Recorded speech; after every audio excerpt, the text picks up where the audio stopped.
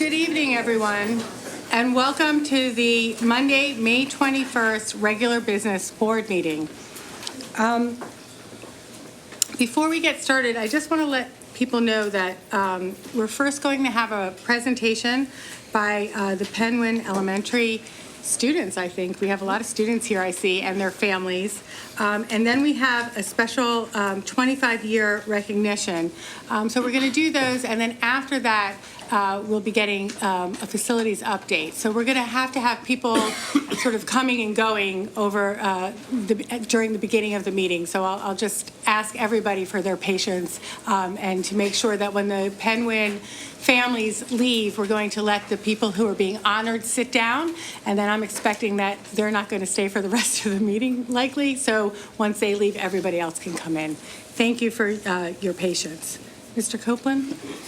Good evening, members of the board and public. As is our habit at business meetings, we have presentations from each of our schools throughout the year, and tonight is Penguin's night, and I see Mr. Bernatowicz at the ready, so I'll turn it over to him. Good evening, members of the board, and thank you for welcoming us here this evening. This evening, we're going to share with you a bright spot that we have at Penguin Elementary. When our parents are welcome to our school, we talk about the many academic lessons that their children will learn over their years with us. Today, you're also going to get to see some of the social-emotional lessons that our students learn and how we develop our students into student leaders. It's my honor at this time to turn it over to three of my teachers, Shannon Herbert, Lauren Seaman, and Karen Cummings. Thank you.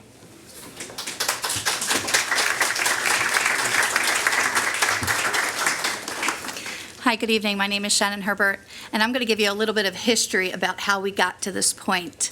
So in 2002, Penguin opened 2 new classrooms that were not only new to Penguin, but also very new to the district. We opened a specialized learning support classroom, which at the time was referred to as life skills, and we opened an autistic support classroom. So these were new populations of students that we had at Penguin where we could open entire classrooms. So that year, in 2002, we began what we called reverse mainstreaming or reverse inclusion, where we were bringing the general education students into the special education classrooms to play games, to facilitate different activities. And as special education teachers, we worked very hard to prepare our special education students to play these games and engage in these activities. And over the years, we've evolved that program. And in 2012, Mrs. Seaman and I officially came up with a name for what we had been doing for 10 years, and we called it Autism Ambassadors. And then now it has evolved into what we call Kids with Heart. And what we're doing at Penguin is not just getting the special education students more comfortable to be around their peers, but we are giving an educational piece to the general education population and teaching them about the needs of our very special students and how they can help us to make these students feel more comfortable and how the general education students can also feel more comfortable. And what we realize is that giving them this additional information has had a greater impact on the level of comfort and the level of participation. So each year we target between 4 and 8 general education classrooms, and we do school-wide projects and we do lots of activities, and it has just been a great success at Penguin. So we thank you for allowing us to be here tonight to share some of the wonderful things that we're doing. I'm going to ask Mrs. Cummings to come up. She's one of the general education teachers that we work with. Good evening. My name is Karen Cummings, and I'm a second grade teacher at Penguin, and currently this year my class was selected to participate in Kids with Heart. It's our honor, and 2 of my students are featured in this presentation.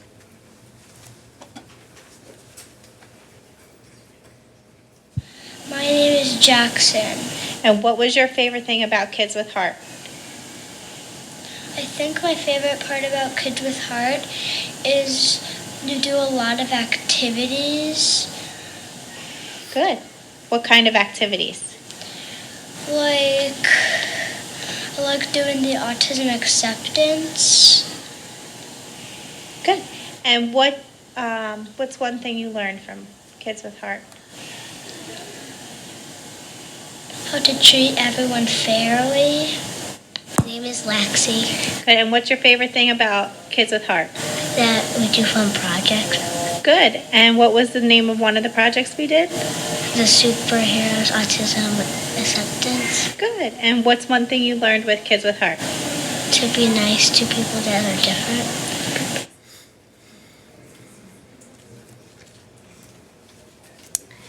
Hi, my name is Lauren Seaman. I, with Shannon, run the Kids with Heart program.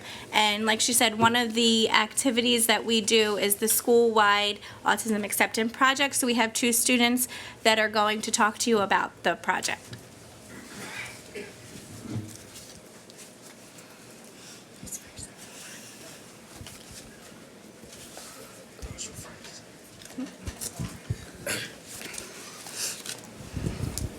Hi, my name is Rashawn Patterson. Hi, my name is Lamar Greer. We are 5th graders at Penman Elementary. We are going to talk about the school-wide project this year. We could all be heroes with autism acceptance. Here we are working on the school-wide project. We did a superhero theme. Each grade had a different superhero logo that also had puzzle pieces on it. They colored the logos and cut it out. We talked to each class about autism acceptance and that if they colored the logo, they would be open to autism acceptance. We will also have each student pass out a ribbon.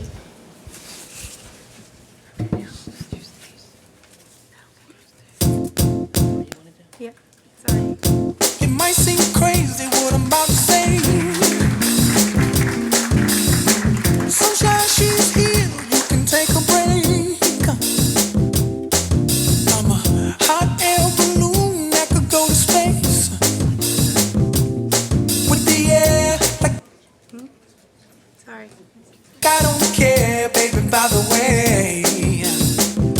Because I'm happy. Clap along if you feel like a room without a roof. Because I'm happy. Clap along if you feel like happiness is the truth. Because I'm happy. Clap along if you know what happiness is to you. Because I'm happy. Clap along if you feel like that's what you want to do. Here come bad news, talking this and that. Well, give me all you got and don't hold it back. Well, I should probably warn you, I'll be just fine. No offense to you, don't waste your time. All right. So, and this year I wanted to mention that our autism acceptance, and with every year actually, the students come up with the project. So it's their idea, and we've been doing it for the past, I believe, 6 years, and the students come up with the project, and it's a different idea each year. So they're very proud of what they're doing and their work. So now we're going to turn it over to some of our 5th grade students, and they'll introduce themselves, and they're going to tell what Kids with Heart means to them.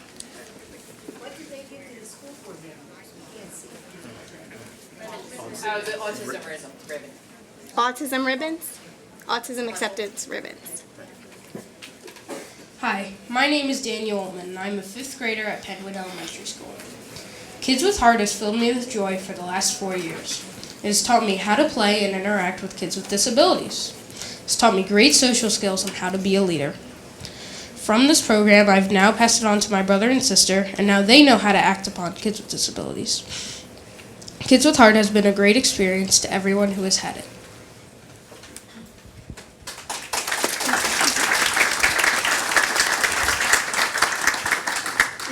Hi, my name's Harrison Shapiro, a 5th grader at Penwyn. This is my 3rd year doing Kids with Heart at this school. Kids with Heart makes students with special needs and students in the regular education program feel all around the school comfortable. This makes the special needs kids have a better and feel safer at school and not like they're going to be bullied at every day.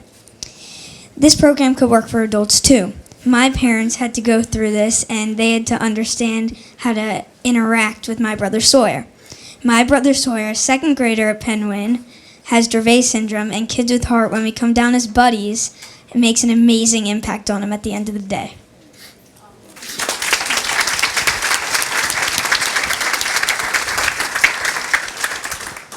Hi, my name is Francesca Schneider. I'm a 5th grader at Penwyn. I started Kids with Heart this year. Kids with Heart is important because it is teaching kids about autism awareness. It also teaches kids to realize that we're all different.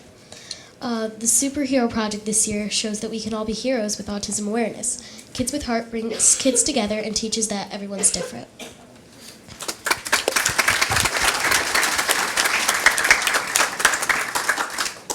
Hi, my name is Josh Shalil. I'm a 5th grader at Penn Win. When I came to Penn Win, I wasn't exactly comfortable around kids with special needs. Then I started doing Kids with Heart, which teaches children about accepting other children who have special needs.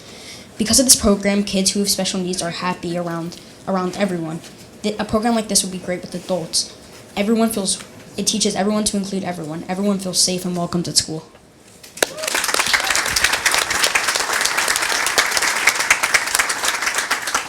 Hi, my name is Rachel Avery. I did Kids with Heart for 2 years in 3rd grade and 5th grade. Kids with Heart is a unique program where kids get to help kids. My favorite parts are how the program helps kids with special needs and helps everyone understand different people. I especially love the superhero theme.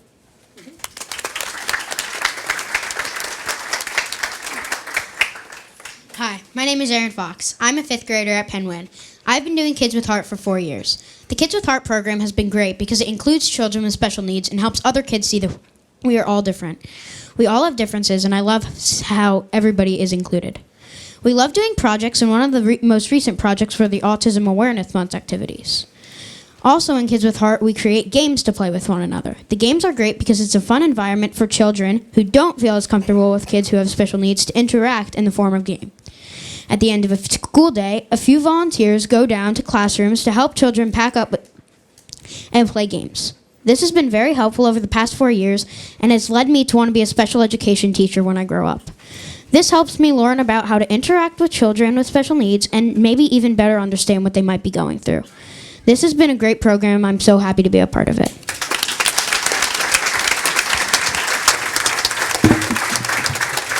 Thank you all. You guys did a great job. The next video that we have is actually of a parent of one of the students, one of our special needs students, and they weren't able to be here tonight, but they wanted to share what they had to say. My name is Kim Petrucci, and it's a privilege to be here to speak on behalf of the Penn Win Elementary School Kids with Heart program. When our daughter started at Penn Win Elementary School in kindergarten in 2013, it didn't take long to see that the students in the learning support classrooms were very specially included and welcomed in all aspects of the school community. Anytime I visited Penn Win Elementary School, my daughter would be greeted and called out to cheerfully by name by other students from all grades. At the school walkathon, she had a fan club of assistants offering to get water for her. The help, support, and cheerful greetings did not stop at Penn Win, but extended into the community. Over the years, we saw this in many instances and in many places. While attending football games at Ballackinwood Middle School, where our son played on the team, siblings of other players who knew Katie from Penn Win would always engage her. She would be quickly invited by these children into games like Simon Says. The students were genuinely interested in helping her, and they seemed to enjoy it very much. It was clear that this was more than children just being nice to children with special needs. There seemed to be an understanding of how to best support Katie appropriately and effectively. Their consistent support and inclusion has given Katie confidence and a strong sense of belonging in what could otherwise be very overwhelming situations due to sensory and processing deficits. Our family is so grateful for this amazing program at Penn Win Elementary School. Kids with Heart is forming an awareness and understanding in its students for the concern and well-being of others, no matter their ability. This program is changing the outcomes for our specially abled students for life.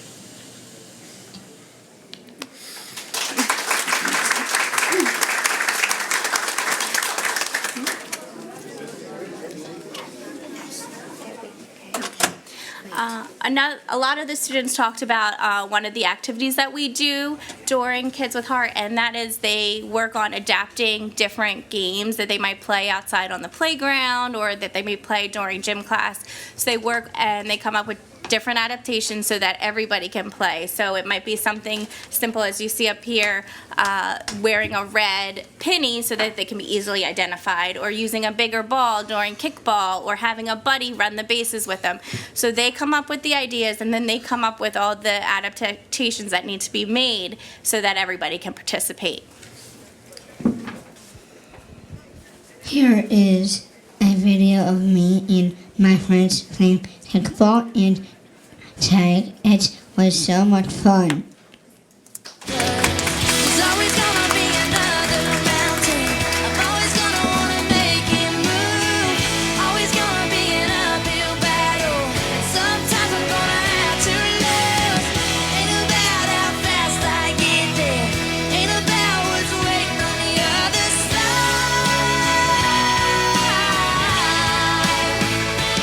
It's the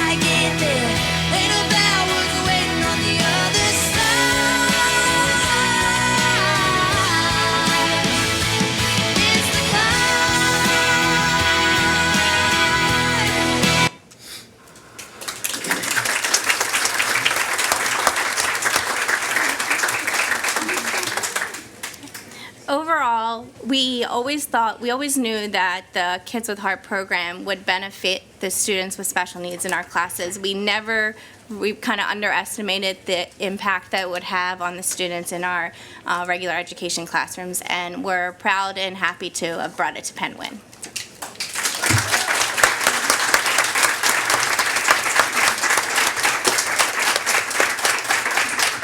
Thank you. Thank you very much. We're so proud of all of our students. You guys did an amazing job this evening, and we really appreciate you coming and taking the time to show us what you're doing in your school.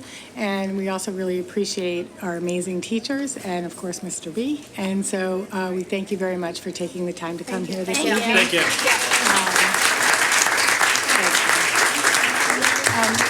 So as these students and their families leave, please leave these seats open for the people who are being honored and their families.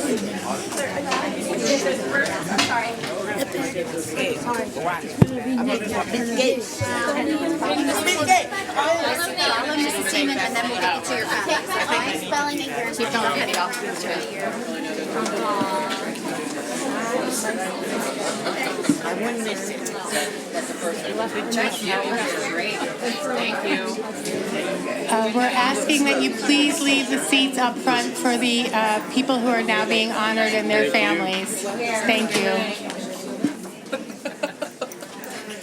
Thank you. Thank you. Thank you so much. Good night. Be careful going home. Right now, we're gonna have the 25-year come in. Great. Thank you. Somebody come in. Yeah, come on. All right. Thank you. Thank you. Thank you. He's coming. He's coming. Say them aside. Hi, Jason. How are you? Good. Students already blocking on the thing. Oh wait, I'm sorry. I'm sorry. I can't let you get it. Oh, no, that's all right. You're going in, Sean, right? I can, yep. I think I'm first. I can off.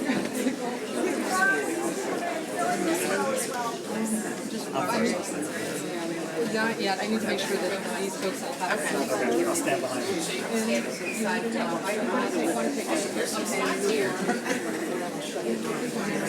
I'll be right back out, okay? Stick around. Can you get me? Watch the door. Yeah. Sorry. And I'll leave it in It's there. lining up. So. They put the air conditioning on in here. Okay. I'm out of here. You guard the door. Thank you. Danny here? Yeah, Dan's here. Why don't you sit next to Jim Little, Dan? Okay, thank you. Can I have your attention, please? Thank you very much. My son's. Can I ask for people to be quiet now? Thank you. Now that we've had our youngest students leave, I'd like to take a moment before we begin our next section to have a moment of silence in remembrance of the students and teachers who were murdered and injured at Santa Fe High School in Texas on Friday, as well as the victims of the other 22 school shootings where someone was hurt or killed since January of this year.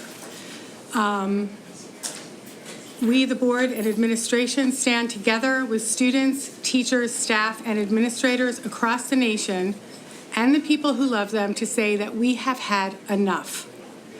Our school safety task force continues their work to ensure that we are doing the best that we can to make sure that our students and staff are safe when they come to school every day.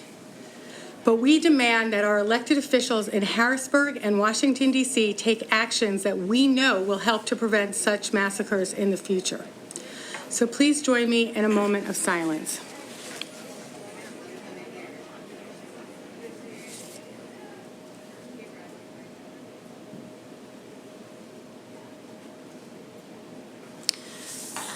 Thank you. Mr. Copeland. Tonight, we come together to honor a group of employees where professional excellence, spirited loyalty, and an unyielding dedication to the interests of children are characteristics that define them as Lower Merion School District staff. We honor those who have shared this commitment to our schools, students, and community for 25 years and celebrate their outstanding contributions to public education in Lower Merion. Joining us tonight are the following newest members of our 25-year club: Robert Elias, Daniel Fulgenetti, Deborah Kaufman, Susan O'Bannon, Louise Pierce, Alexander Shirless, Wayne Troop, and Dolores Vanafra. To help honor those individuals tonight, we've asked their colleagues to share some remarks and personal introductions. We also have a small token of appreciation for our honored guests. So I'm going to go to the podium along with Dr. Gilbert. We'll begin.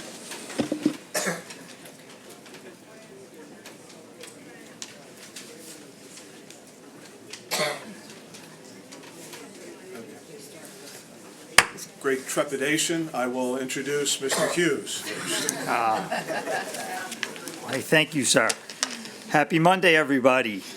I have the honor tonight to introduce and recognize two of my colleagues. First, Lower Merion High School biology teacher Sue O'Bannon.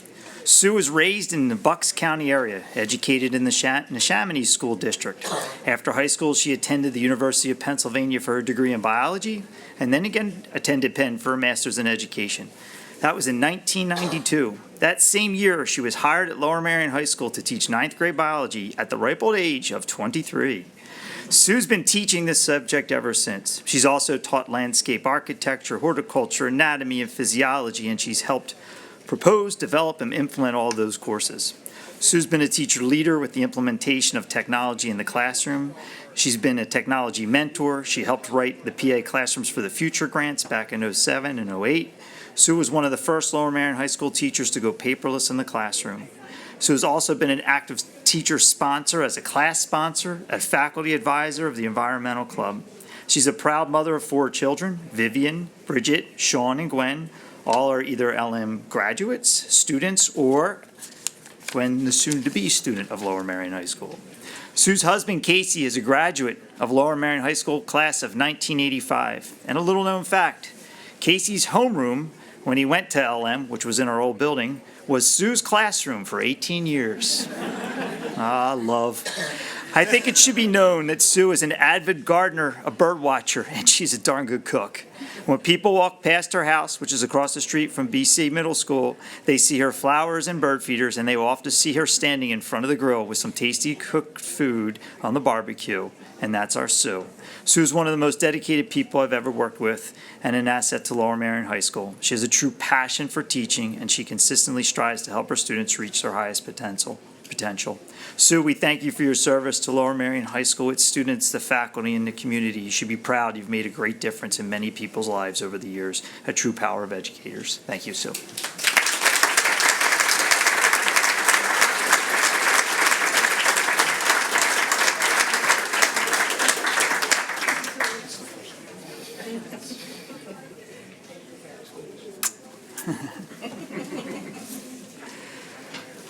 The second Lower Merion High School teacher I'd like to introduce tonight is Lower Merion High School art teacher Louise Pierce. Louise joined Lower Merion School District in 1989 as a long-term sub for now retired art teacher Susan Jewett. Even though it was an LTS position, Louise was so excited to be part of the LM School District and Lower Merion High School particularly, and to teach art. At that time, Louise's uncle, his name was Tom, was a career art teacher in the Rose Tree Media School District, and he would always tell her that as an LTS, you need to teach well, do everything, be everywhere, and meet everyone, and then maybe, that's right, just maybe, they'll make your dream come true and you'll get employment, a full contract. So Louise did just that. She taught. She coached girls volleyball. She started volleyball intramurals for boys. She even coached softball. She was so passionate to do everything that when Louise signed up to be the assistant softball coach, they actually made her the head coach on the spot because the two other coaches just quit. It should be known, she had little to no coaching experience in her entire life until then. But she was a quick learner, a natural with students, and she loved to see the students out of the classroom setting. And yes, her uncle was correct. Louise taught well. She did everything. She was everywhere. She met everyone, and she could, and she was finally hired as a full-time art teacher at LM. From then until now, with the exception of 2 years, when she was home when her son Stephen was born, 1996 and through 98, she has been an incredible art teacher. As a teacher, she's knowledgeable, she's innovative, and she can put a positive perspective on any situation. Besides her teaching responsibility, Louise has been the sponsor for the Amnesty International Club. She's been an LMEA building rep for over 20 years, and she served as the LM representative to our former longtime ISC SDC board. I enjoy it every time I ask Louise if she can help me with something, and she always says, Sean, after all these years, I still love what I do. I'll do what you need. Louise's husband, her husband Mark, and her son Stephen are our biggest supporters, and I'm so proud to actually know them and be part of their family many times, as Stephen attends LaSalle University, my alma mater. I've had the pleasure of working with Louise while I was a teacher, while I was the athletic director and assistant principal, and now for 10 years of principal. She's one of the most respected people I've ever worked with. Louise, you are a true asset to our school. As a teacher, you've taught so many students to be creative, to be passionate about their work, to think outside the box. What more could students ask for from their teacher? We thank you for your service to Lower Merion, its students, faculty, and this community, Louise.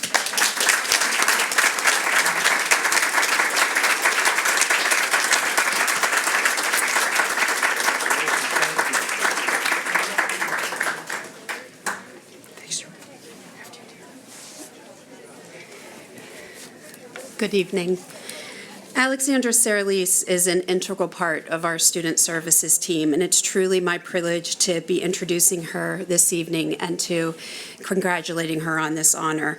In her role as the district's home and school visitor and school social worker, she supports families and staff across all of our schools. She's involved in a wide range of tasks, including student registration, non-residency investigations, child abuse and neglect referral support, attendance and truancy support, and serves as the district's homeless liaison, just to highlight a few key responsibilities. In every task that she undertakes and in every interaction with a member of our school community, whether it's a student, a parent, or a staff member, Alexandra exudes not just knowledge and professionalism, but a genuine kindness and warmth that everyone feels when they're around her. While she's valued for her wealth of information and her skill at supporting families through very challenging circumstances, the way she provides that support in a sincere and compassionate manner is what stands out the most about her. It's my honor and privilege to work alongside Alexandra, and I congratulate her this evening.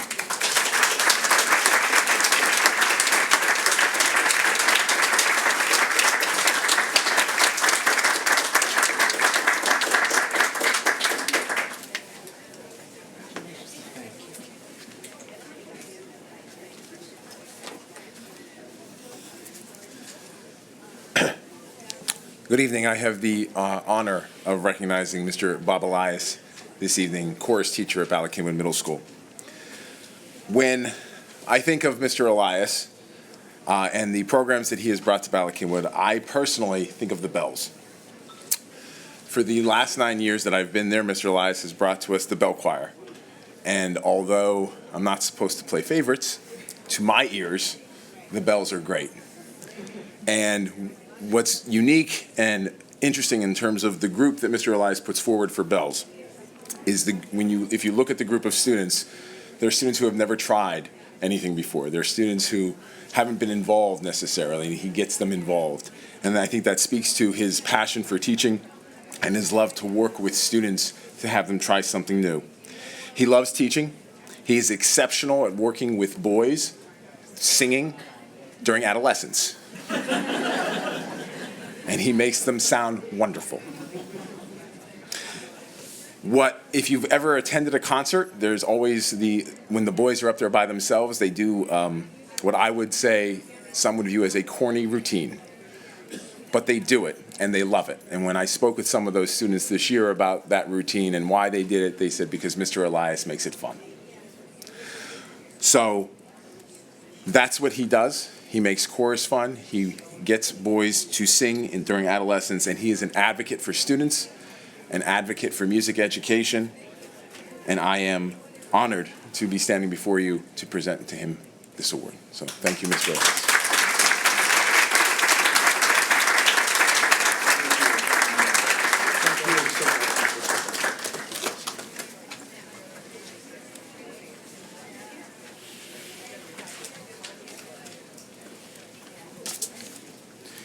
Good evening, everyone. My name is Chris Hall. I'm principal at Walsh Valley Middle School, and this evening it's my distinct honor to be able to recognize an awesome educator, Deb Kaufman. Deb's sitting over here in the third row, and one of the first things that I remember learning about Deb when I came on board at Walsh Valley 5 years ago is the fact that she was born and raised here, that she came through our school system, K-12. She left to go to Brown University. She came back immediately and began to serve our community, and she continues to serve our community and live in our community to this day. So she is a true product of the Lower Merion Public Schools, and we're really fortunate to have her. Deb made me aware of that really quickly, and I could see it in her eyes. She really saw it as a source of pride that, she lives the motto that's outside: enter to learn, go forth to serve. And one of the first words I think of when I think of Deb is leader, and that's because she's been an awesome leader, informally and formally for us. She's the go-to. She was one of my go-tos when I came on board. She really quickly became a sounding board for me as a leader. A lot of some of the leadership challenges that I was working through, she was a mirror for me and helped me to recognize some blind spots that I hadn't previously recognized, and I recognized that she was that to so many teachers that have come through our district, and our students have really benefited from her leadership. She's been the leader of her 6B team for a long, long time. She's been the leader of her 6th grade science PLC. She even stepped up when we needed a formal leader to be the content leader. Thank you for doing that. I know that it was taking you outside of your comfort zone, but thank you for doing that on behalf of a lot of students. I recognize that I've only been with her for 5 years, and so I thought it only right to reach out to some of her colleagues, the people she's worked with for 25 years. They told me countless stories. We don't have time for me to tell all those stories, but let me just say that the common theme was that so many of Deb's colleagues marveled at her ability to build relationships with kids, to really get them to push themselves outside of their comfort zone. She always had high standards for them, and they talked a lot about how she really truly believes all students can learn, and you can tell that by the way that she asked them to get the most out of their ability. And so we thank you, Deb, and we thank you for being a credit to the district, and we honor you tonight.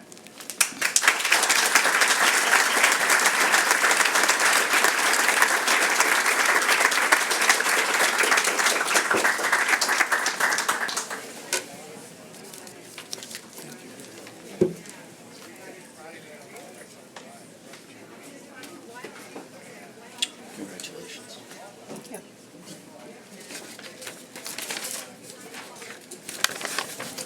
Good evening. I'm Pat Canan, the head of the Operations Department, and I want to honor 3 of our employees who have reached the 25-year mark. Our employees are those who work on what we call the support side of the house. They're the ones who keep the buses running on time, make sure that the buildings are operating safely, that you have the right temperature in the classroom, et cetera. I'm going to break the mold here a bit and go out of order alphabetically. I hope that's okay. And honor Dolores Venefra. We know her better as Dee Venefra. She started in the transportation department as a bus aide. After a short time, she decided to apply for an office position, and we're glad she did. Working in the transportation dispatch office, think Air Traffic Control Center, she primarily manages the sports and field trips.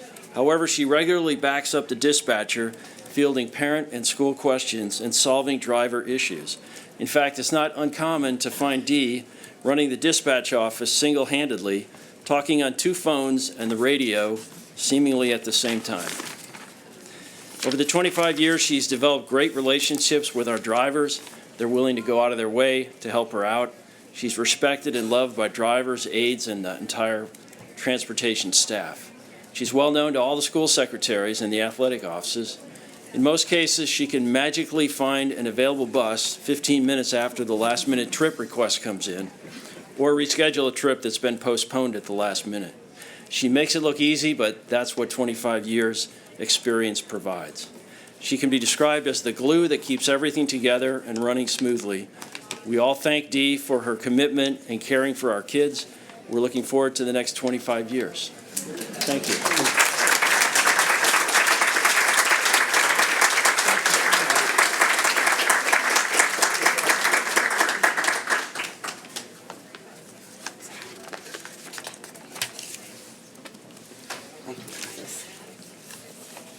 Continuing along the theme of honoring those who have worked on the support side, I'd like to honor Mr. Wayne Troop. Wayne's carefree and laughing demeanor is a dedicated and underneath that is a dedicated and focused worker who puts his full effort into keeping systems running and running efficiently. His primary focus is HVAC preventive maintenance across half the district. That's 5 buildings. But he's always jumped in to support whatever's going on, be it plumbing, electrical, fire systems, or repair of kitchen equipment. And he's always been the consummate team player to get any task or project done. Always with very lighthearted interaction and comments. He is orderly and neat. Most visitors to our mechanical areas comment on how well cared for our unseen areas are, and this is a tribute to Wayne's care and detail. Wayne's also supported the career talks at the high school level by providing building tours with students and talking to them about careers in his field, and giving them a diverse flavor of the HVAC mechanics experience. Wayne, thank you for your years of service.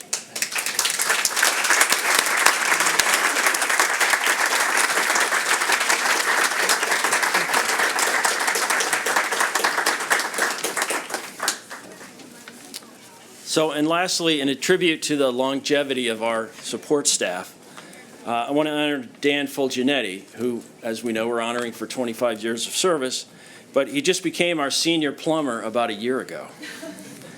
Prior to that, he was referred to as the number 2 plumber. But the reality is Dan has always been first. First to jump in the mud holes, the floods, helping others, pushing snow, and many of the other challenges that can come with keeping a large district whole and healthy. It goes with his high energy, let's get this done intensity, which earns him some ribbing, but is respected by the whole team. When Dan gets an assignment, he tells us, "Consider it done," as he charges out the door. And before you know it, the job is complete and done to his exacting standards and high quality.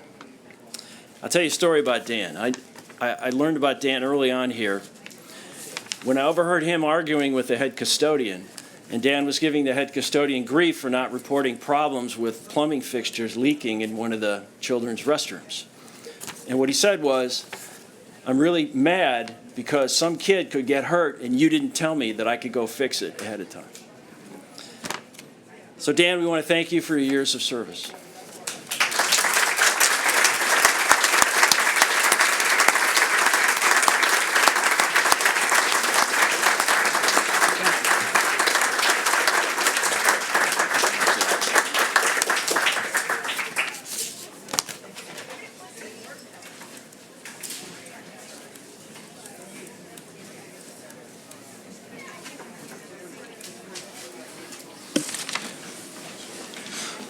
Though it's impossible to adequately express our thanks for all that you've done for this community, we're forever grateful for your service and your commitment to our district. Congratulations on reaching this important milestone.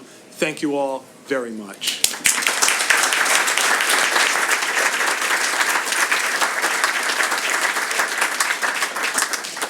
So we'll give you the opportunity, if you're welcome to stay for the entire meeting if you'd like, but if you have other things you'd like to do, we totally understand. And so we'll take a moment for these folks, and again, congratulations to everybody. And then once these folks leave, if there are people who would like to sit down, these seats are now open, so you can do that as well.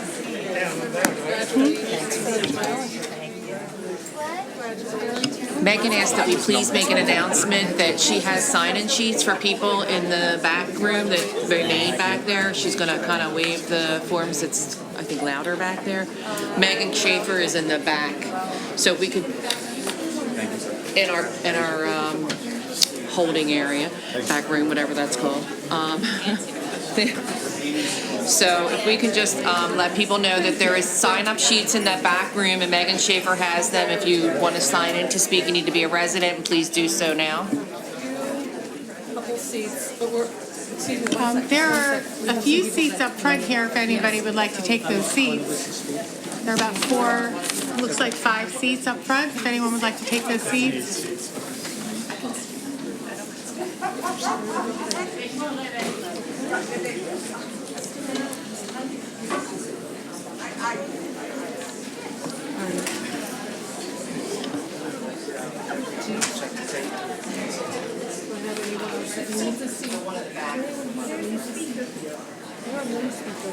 Are you gonna? I have to read this. Which one do you have?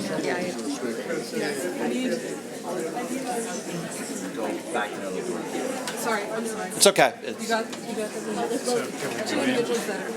All right, as people are sort of getting settled in, we're going to start the meeting, so I continue the meeting, so I ask that you please. Not sign-in time in here for, it was the sign-up in the back room for anybody that was in the back area. So there will be an opportunity, but there will be an opportunity for you to sign up later. Okay. Okay. At this time, I'm going to turn it over to Mr. Copeland. Yes, item, I think it's C on our agenda, or subject C. The ISC, which is the Interschool Council, group of dedicated parents of the community, received 38 grant applications for the 2018-2019 school year, requesting over $22,204.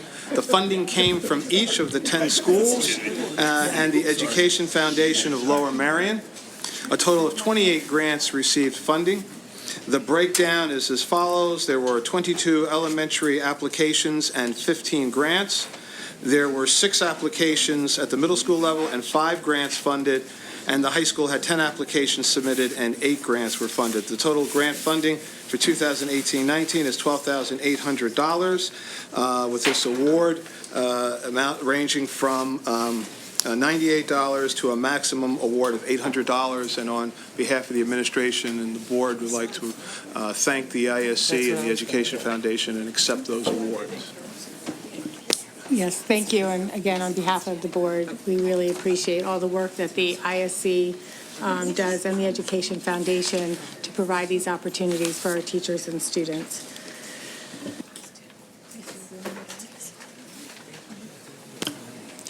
At this time, we're going to have a facilities update. So we're going to have to ask that folks are going to have to move away from the podium. Is there a reason why this can't be in the auditorium? It's being used.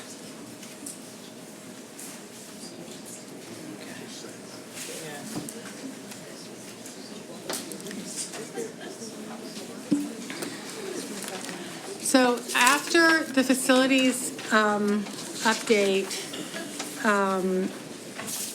we will be taking public comment. I'll explain how that will work afterwards, but I'm asking that during the public presentation that everybody, listen to the presentation, and then there will be opportunity for people to speak afterwards. Thank you. So one of the things we wanted to do this evening is to provide an update for the board and the community. And because there may be people here tonight who haven't been following the progress of our facilities issues, go through a little of our background. The agenda for this presentation, and it won't take too terribly long, I'd like to go over, frankly, the statement of our problem, the situation that we have. Also take a look at some of the methods that we've looked at. And they both basically come down to proactive and reactive issues. The reactive one is neighborhood stabilization. I'll talk a bit about that later. And the one that gives us the most flexibility is to build a third 5 through 8 middle school.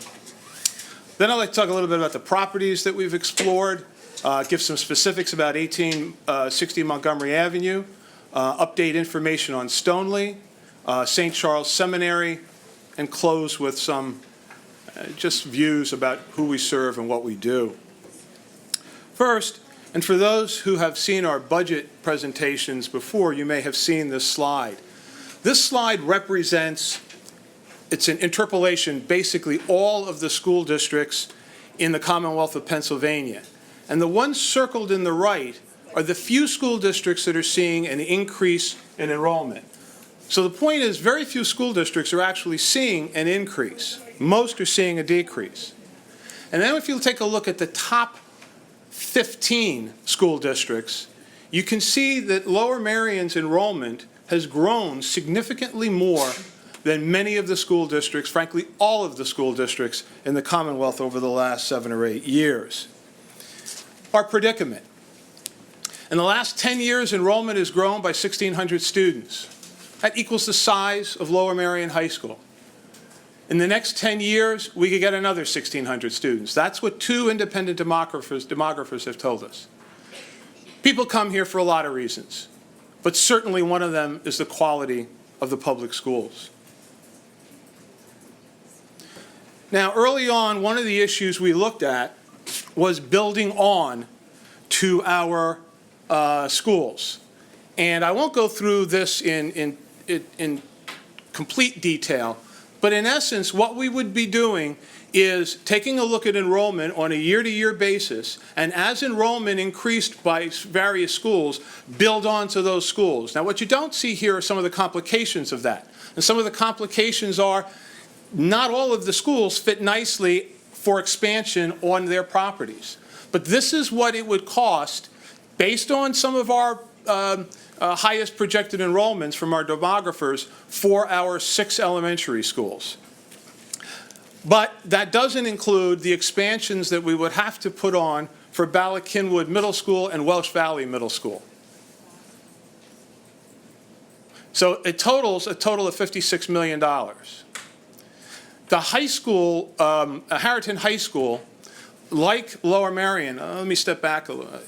Several years ago, I guess it's probably 4 or 5 years ago now, there was a plan to add on classrooms at Lower Merion High School, and the district began doing that by putting classrooms in this administration building.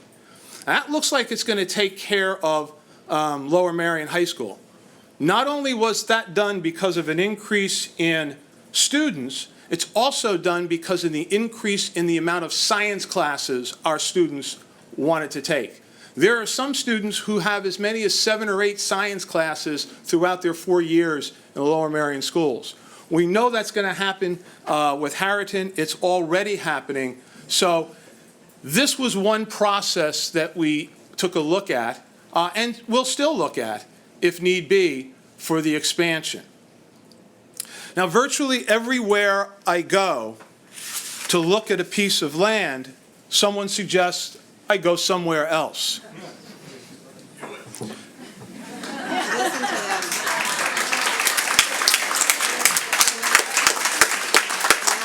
You know, I'll certainly treat you with civility. I'd like to be treated with civility too.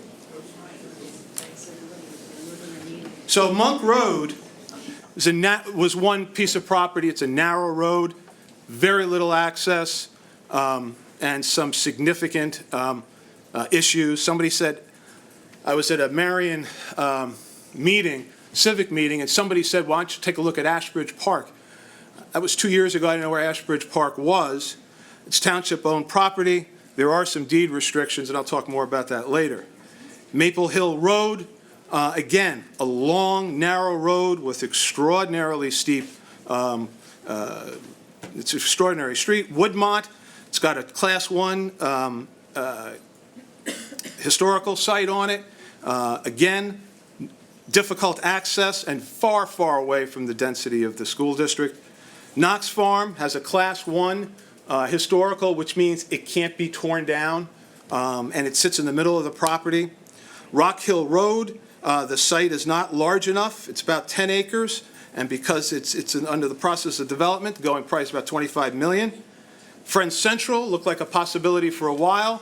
We've not been able to continue negotiations. Lackenoff Fields, Mainline Health has said that there's no interest. In JCC, similar problems. So that's just a partial list of the properties that we've taken a look at. Excuse me? Oh, Gulf Road. What was wrong with Gulf Road? That backed up to Cherry Lane. Lots of slopes, not enough land, and construction structures are still on it.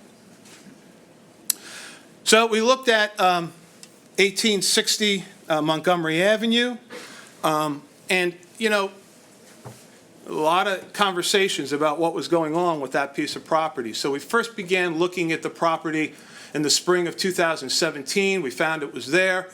Couldn't get on the property during the summer. So in the fall, we finally toured the property. Fall of 2017, our professionals had some serious concerns about the property, but we eventually were able to say, well, let's take a look at it.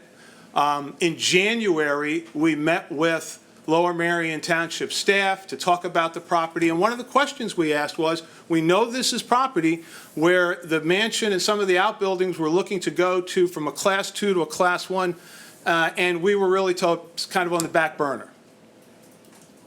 And March 19th, we took a look at, someone pointed out there were 6.9 acres of developable land set for development on the Stoneleigh site.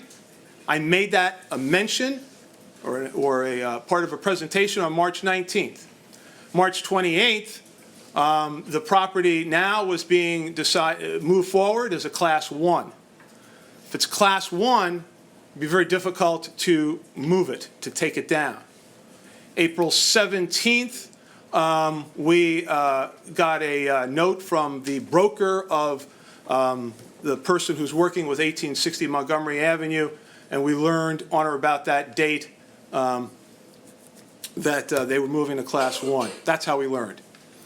April 27th, we met with township staff along with their adaptive use architects, and we tried to explain why this was a piece of land that, or with the mansion there, was going to be very difficult. So we also provided them with all of the materials our architects had done and so forth as we were moving forward, and we have not heard anything since. So one of the things that we've been trying to do at 1860 is to try and make it work as much as we could. And when you do that, you really have to do what's called educational programming. How, given the site, will we be able to fit an educational program within this facility? And that's a very long process. We didn't have the time for that, so we thought, okay, let's take a look at some of the programs that we have in our current middle schools. And I lamented on that. We did it, but I lamented on it because that's not the way you do educational programming. You don't look back 60 years, you look forward 60 years. And there are some aspects of the program that I said are going to be difficult. And I started to mention that, and people said, well, one of my staff says, well, the things you're talking about actually were built into Radnor Middle School. So a few days ago, I visited Radnor Middle School, which is about 10 years old. Well, here's what I found. We've got 220,000 square feet for what would need to be 1,200 students at 1860. We have been able to build in 2 physical education spaces and a mezzanine track. You've really got traditional junior high classes. I'll explain what that means in a minute. At Radnor, they have 190,000 square feet for 800 students. There's a significant difference. Our physical education people are really looking for 3 physical education spots, and and they've got 3 physical education sites plus a fitness center. And the other thing they did, which I don't find frivolous at all, is they were able, because they value team teaching the way we do, they were able to orient their classrooms so that outside of a team area of 4 classrooms, there's a gathering area for team meetings and team activities. Those are the kinds of things that I think are going to be very, very difficult to get, even if 1860 is left alone as a Class 2 and we could eventually take it down. So we looked at Stoneleigh, acknowledged the property, outreach to the owners was unsuccessful. We did an inspection, during the inspection, staff came back, said, a lot of flat land, did another inspection. By the way, I appreciate myself, our solicitor, and some of our staff visited Stoneleigh last Friday.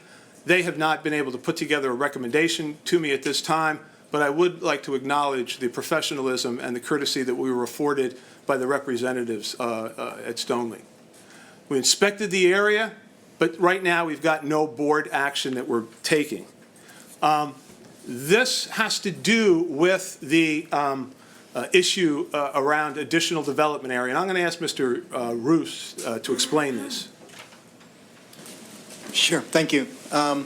People have asked, where does the 6.9 acres, where did the district determine that? This was designated in the conservation easement as what is called additional developmental area, and this was also brought out during the hearings that were had for when the property was given what's called conditional use by the township. This additional development area is the part of the conservation easement that's being held for potential future development for the reasons that are stated up there.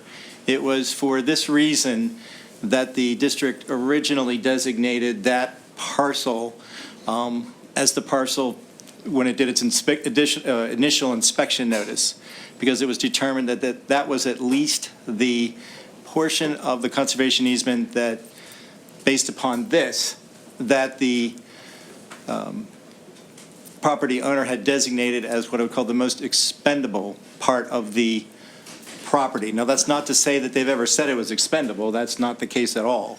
It is simply, however, the part that has been set aside for potentially to be developed. In addition, we've taken a long look at St. Charles. A lot of people say, why don't you just go to St. Charles? Well, there are some pros and cons. It's a large amount of relatively flat land. That's the good thing. The lower campus is the best location due to the amount of field space, but that's also where the iconic seminary is. The upper campus has the most modern classrooms. The cons, the existing buildings are much larger than what is needed for a third middle school. So you'd say, well, isn't that great? Well, it's not great because the way the seminary part, the lower school, is conducted, it would provide very difficult opportunities for doing anything inside the building because of the materials that are used and so forth. And we'd end up with a lot of unusable space. Obviously there's some other issues in terms of the community. The lower campus has few classroom spaces. The upper campus has the best desirable. This is a layout of Mr. Roos's attempted communications with the owners. We simply can't go anywhere with it if they won't talk with us. Now, thanks to the good offices of Commissioner Bernheim, representatives of the board, the Archdiocese and Mainline Health will be meeting later in the week. We'll see what happens. Let me go back to 1860. People have said, well, just because it's class 1, why can't you use it? Well, a middle school program requires 3 large assembly spaces, auditoriums, competition gymnasiums, cafeterias. This is a school of 1,200 students. The orientation, the linear orientation, the east-west orientation is on the flattest piece of ground there. So if the mansion stays, in order to construct the rest of the school program, you'd have to put large buildings either in front of it or behind it.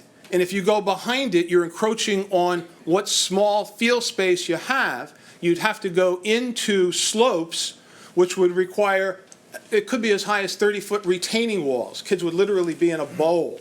Did I get that right, Mr. Fry? These are our architects who's here. Okay. So that's a significant problem because of the layout. The existing structure does not have an elevator, requires costly restructuring. This building has not really been touched in many, many years. Okay? So when folks say, well, what if you just gutted the inside of it? Well, if you gut the inside of it, you've got a separate building from the rest of the program, and like I said, it's in the wrong place. So we've put out letters of intent.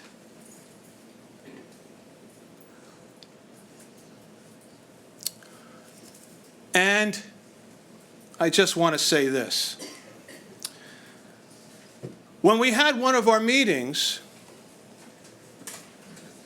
it was explained to us that this is just the way it goes when we deal with developers. I would suggest that we're not developers.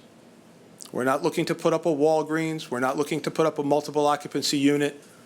We're looking to make sure we have appropriate school facilities for our children. And as an institution, Lower Merion School District and the Lower Merion residents of Narberth and Lower Merion service only the school children of Lower Merion and Narberth. We're a very different kind of organization and institution, and we understand that. It obviously wouldn't make sense for a police officer to say to a crime victim, I can't help you if you don't live here. That would be ridiculous. People from outside the community come to our houses of worship, come to the stores, come to the hospitals, use every aspect. We're the only institution that serves only residents of Lower Merion and Narberth. And one of my responsibilities is to make sure that the Board of Education has information and options.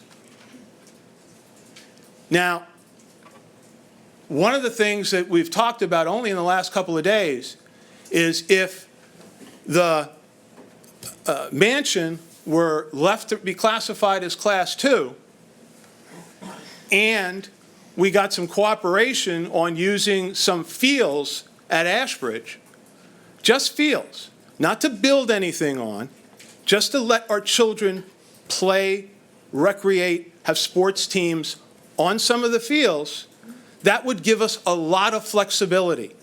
I won't say that it completely takes the 6.9 acres off, but the more flexibility we get, the more opportunities for our kids. I want to apologize for trying to do the best I can for the kids of Lower Merion North.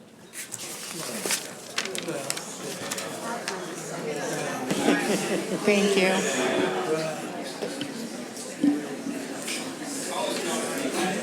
I'm going to ask everybody to keep it quiet for a moment. So what we're going to do now is we're going to take, I just need to explain because I know a lot of you haven't been at these meetings before. We're going to take public comment on agenda items only.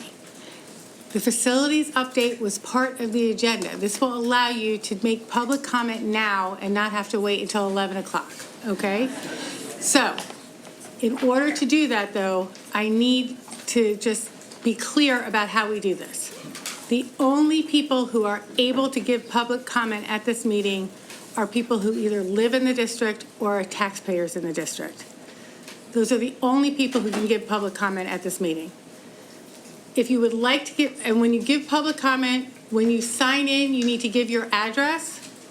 When you come to the podium, you need to give your name, and you can just give generally where you live. Remember, this is taped, so it's public, so you don't need to give your actual address, but just tell us what part of the township or Narberth you live in. You will have 3 minutes. At 3 minutes, I am going to cut you off. Well, actually, Denise LaPera will cut you off. But we will cut you off so that everybody has an opportunity to speak.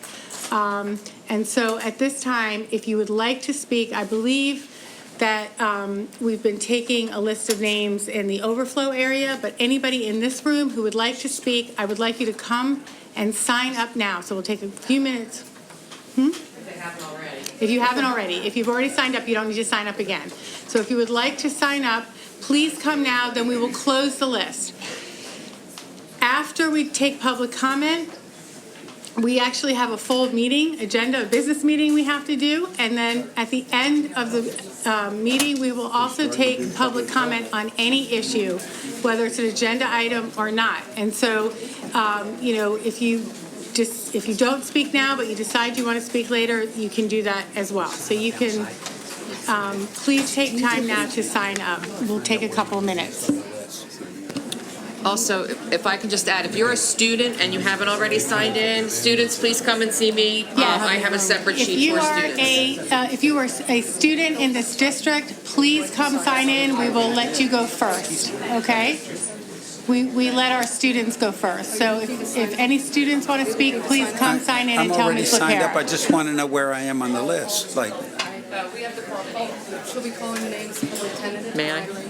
So there's many sheets. People are going to have to just be quiet, like when we're calling the names, because I'm going to call like 5 names at a time, and you can line up down here. I don't think people are listening. Hold up. I need everybody to listen.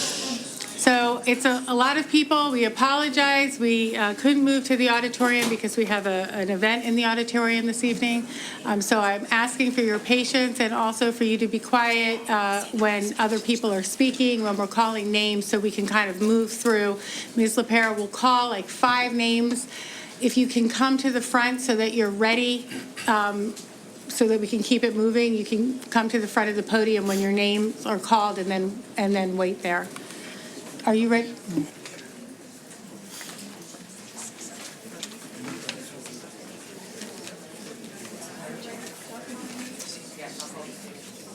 No. Okay, hold on. Let me explain. So what we're going to do now, if you want, we haven't closed the list. If you're waiting in line to sign in, you can still sign in, but we're going to start taking public comment. So I ask that, again, everybody be patient.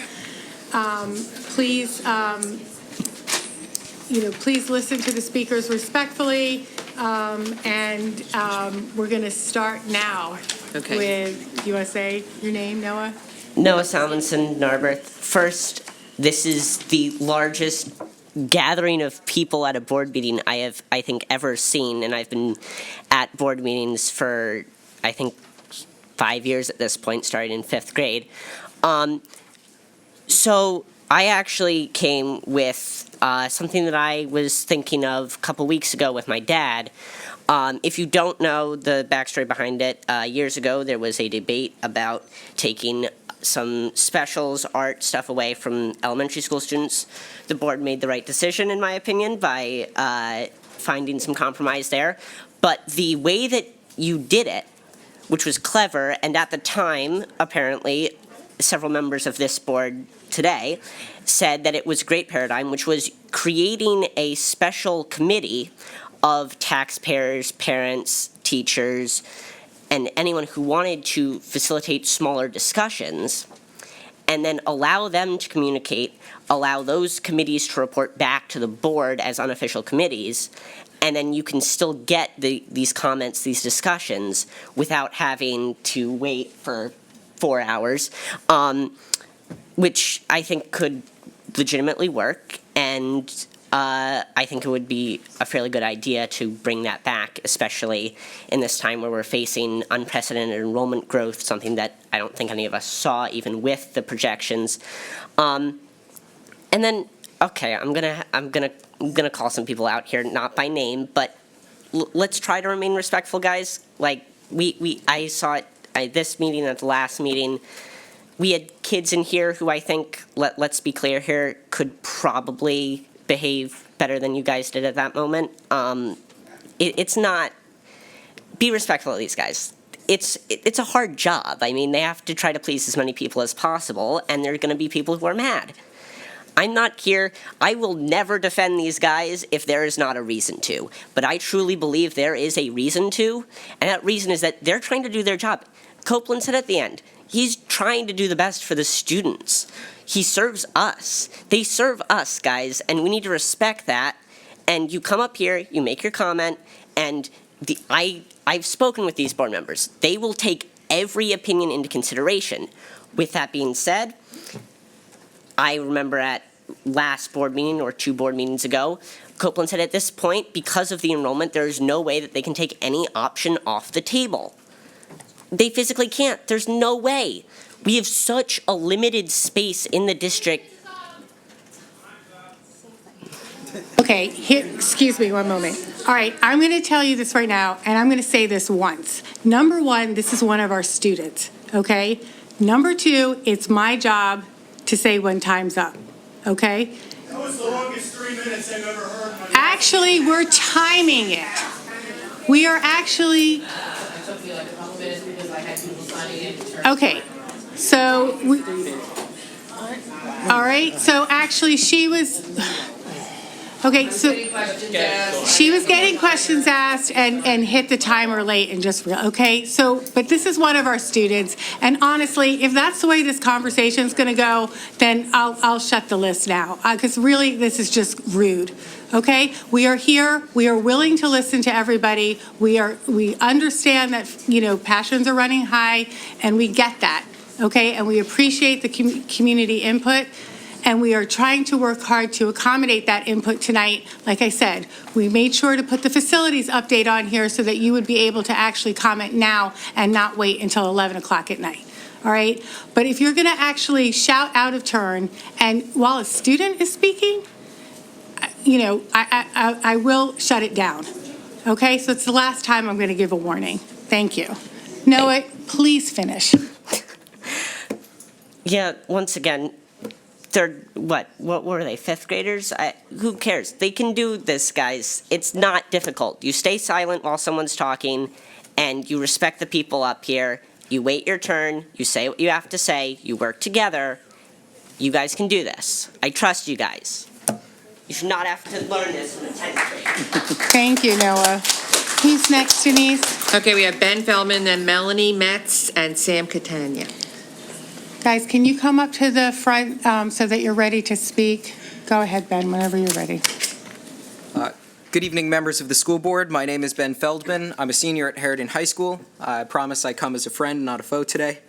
As we approach the end of this academic school year and transition to the next one, I'd like to encourage you to prioritize sleep in this upcoming year's goals, not because it will help me, but because it will help my brother who's going to be entering Harridan in the fall. I have 2 suggestions as it relates to improved sleep. First, work towards later school start times. I've really come around to the idea as I've grown and developed this past year. At the very beginning of the school year, I told Mr. Copeland in a meeting of student leaders that I had severe doubts about the prospect of moving school start times. In fact, it was near unanimous dissent. By the end of the year, when we met again with Mr. Copeland, I had flipped 180 degrees and fully supported moving back school start times, as did a great share of student leaders. So, what happened this year? For me, at least, I've taken notice of the recent scientific research that's been done about teenage health. I also realized firsthand how much waking up with the sun helps my mental capacity, most notably on daylight savings time, when the effects of 1 hour were positively striking. Later school start times makes work more efficient and students sharper throughout the day. If you're skeptical about that, ask high schoolers what they think. If they're skeptical, wait until morning and ask again. My second suggestion today is that the school board consider regular educational programs for high school and middle school students, for example, during advisory. I bring this up because I did a report for Harridan TV earlier this year about a school-wide survey conducted by the Optimal Club, in which the ignorance on this topic really came to light. About 30% or so of Harridan students participated in the survey and were asked simple questions about sleep habits. Members of the school board, did you know that the medical community recommends 8 to 10 hours per night of sleep for teenagers? Because 60% of Harridan responders got that question wrong. That means that the majority of Harridan students don't even know what they should be striving to get. This is the kind of information that needs to be taught to everyone. Most students are unaware of how poor their sleep habits really are. I mean, the average Harridan student gets 7 hours and 9 minutes of sleep per night, which is actually 51 minutes below the recommended minimum. For seniors, I'm sure that number is far lower. I have friends who are so exhausted most days when they come home that they go to sleep at 8 p.m., wake up at 3 a.m. to do their homework every single day. Finally, the survey found that 1.5% of students put their screens away an hour before bed, which is the recommended time to negate the harmful effects of blue light. But how can we expect students to put their phones away at an appropriate time when they don't even know what that time is? Members of the school board, as the officers of the Optimal Club told me in an interview, the greatest barrier to solving this problem is ignorance. As you consider goals for the next academic school year, I advise you to put later school start times and educational programs about sleep at the top of your lists. Thank you for your time today. Thank you very much for your comments, Ben. Thanks. It's okay, I'll take it. Go ahead, Melanie. Hi, I'm Melanie Metz, and I'm a graduating senior at Harridan. I have had an incredible experience in the Lower Merion School District, with my classes, teachers, extracurriculars, and I'm ending my experience in the district successfully. I survived high school, IB, and I'm excited about the future. The one aspect that was negative was the early start times. Coming into 9th grade, I dreaded waking up early for school, but I was able to make it to the bus 5 days a week. But by junior year, I really felt the sleep deprivation. I was saved only by my 2 morning frees. But the entirety of senior year has been a challenge. My mom drove me almost every day so that I could sleep longer. But I'm lucky. I had parents who were willing and able to drive me in late and understood that sleep was key to success and health. Not everyone has that. And even with the extra sleep, my hours would total at most 7 a night, which barely enabled me to stay awake. Although I've had my driver's license for almost 2 years, I drove at most once a week because only with my morning free could I get the 8.5 hours that my parents required in order to drive. Most of my friends get around 6 hours of sleep a night. Most of them drive every day. The bottom line is this. There is hard science behind the fact that teenagers need, on average, 9 hours of sleep to function adequately. Studies show that most teenagers cannot fall asleep until 11 p.m. So doing the math, 11 p.m. to 6 a.m., that's 7 hours, 2 hours under the average sleep required for a functional teenager. There are many serious problems for which we do not yet have answers, but sleep deprivation, which worsens both mental and physical health, which influences mood, behavior, work ethic, grades, is one problem that has a solution. I completely understand that changing school start times is complex, but later start times need to be implemented in order to improve the lives of students in this district. Here is an excerpt from the mission statement from the strategic plan. LMSD strives to ensure that students achieve their highest level of critical thinking and creativity. But students cannot reach that level with chronic sleep deprivation. A challenge listed in the plan is to adapt to educational trends and stay ahead of the curve. Let's meet that challenge and start school later, which will allow students to go forth and serve with their best abilities. There wasn't a change in time for me, but I have high hopes for the near future. Thank you. Thank you very much. Okay, Sam, before you start, I'm just going to call Molly Morrison and Dixon. Oh, sorry. No, Denise, the list is closed now, so Oh. if people want to sign up for speaking after, at the end, towards the end of the meeting, then we can do that as well. Okay. I'm sorry. That's okay. Molly Morrison, Ann Dixon, Ethan Kaufman, Connie Dean, and Harriet Land. Okay, go ahead. All right. I'm Sam Catania. I'm from Harrison High School, and I live in Hafford. I'm not here to talk about anything facilities related or sleep related, although I do concur with the two previous opinions. But please allow me to propose one thing to the board.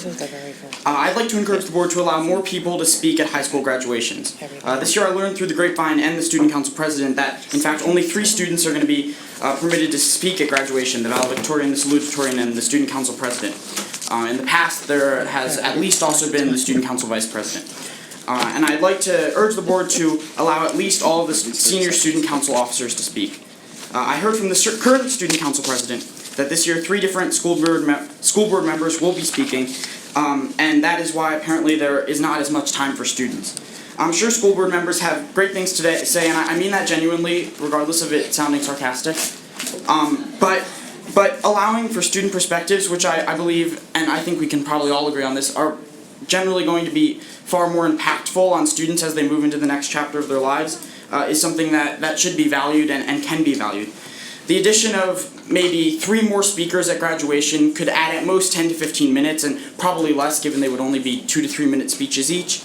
And if the current speakers stay, the addition of the elected officials, I might add, elected officials of the student body, the student council leaders who are seniors, is not only a well-deserved privilege for them, but has minimal negative repercussions given the nominal addition of time. So that's all I have to say, and I hope you enjoy the next 50 people. Thanks, Sam, and thanks for bringing that to our attention. Well, Megan took my list to go make sure that some of the people weren't in the back room, so I know Molly was first, Morrison, and... I'm here, I'm Ann Dixon. Okay, is Molly available? Oh, you were first. Is the list closed? Yes. Sir, you can sign up to speak again at the end of the meeting if you'd like. I'm delivering something first. Just Right leave here. Thank you. Thank you. Thank you. Oh, wait, she's a resident, not a resident. No, Okay, it's fair okay. enough. No, never mind, We never mind. discussed with the attorneys. It's all good. Thank you. Welcome. Please begin Thank your... you, President Gilbert, board members, Superintendent Copeland. I'm Molly Morrison, President of Natural Lands. It's been the beginning of your meeting was a great meeting, great beginning, a lot of feel-good information with the students and the teachers. And it's hard to sort of switch gears here, but I have to share with you that it's been hard for Natural Lands and its supporters over the last few months not to feel angry about the interactions that we've had with the Lower Merion School District. It should have been a time of anticipation. Natural Lands was just completing 2 years of planning and planting in order to open Stoneley's 42 acres as a public garden. Instead, it turned into a time of dread and fear of condemnation on the part of the school district. Our opening on Mother's Day weekend should have been a time of discovery and celebration by a community that had supported the transformation of Stoneley as a public space and which eagerly awaited the day when Stoneley was open for all. Instead, those who visited expressed their disbelief that any portion of this verdant property would be put in jeopardy by the school district. Natural Land should be spending this time now planning programs for adults and for children, establishing partnerships, including with the school district, that would use Stoneley as an inspiring platform for teaching horticulture, for botany, environmental science, biology, STEM. Even before we opened, we began hosting a student from Harriton High School who has been completing her senior project at Stoneley. Instead, we are spending time and money fighting with the school district over who will ultimately own the land on which she is conducting her studies. It's also hard not to be angry about the disrespect the school district's action shows for John and Cara Haas and their family. John and Cara placed a conservation easement on Stoneleigh 20 years ago. And you know what else has happened in the last 20 years? Through their charitable giving, John and Cara and their foundations have funded libraries and fire companies and churches and art centers and community health services and parks and trails and schools and Stoneleigh, a natural garden, and many other organizations. $65 million in total, all in Lower Merion Township, all in the last 20 years. Could there be a family that's been more generous and more thoughtful about the future of this community? I don't think so. How could there have been? And that generosity is not limited to Lower Merion Township. The William Penn Foundation invests in this region. I'm very sorry, but your Thank you. time's up. I would suggest people hold their applause to the end because you're using up people's time. So thank you very much for your comments.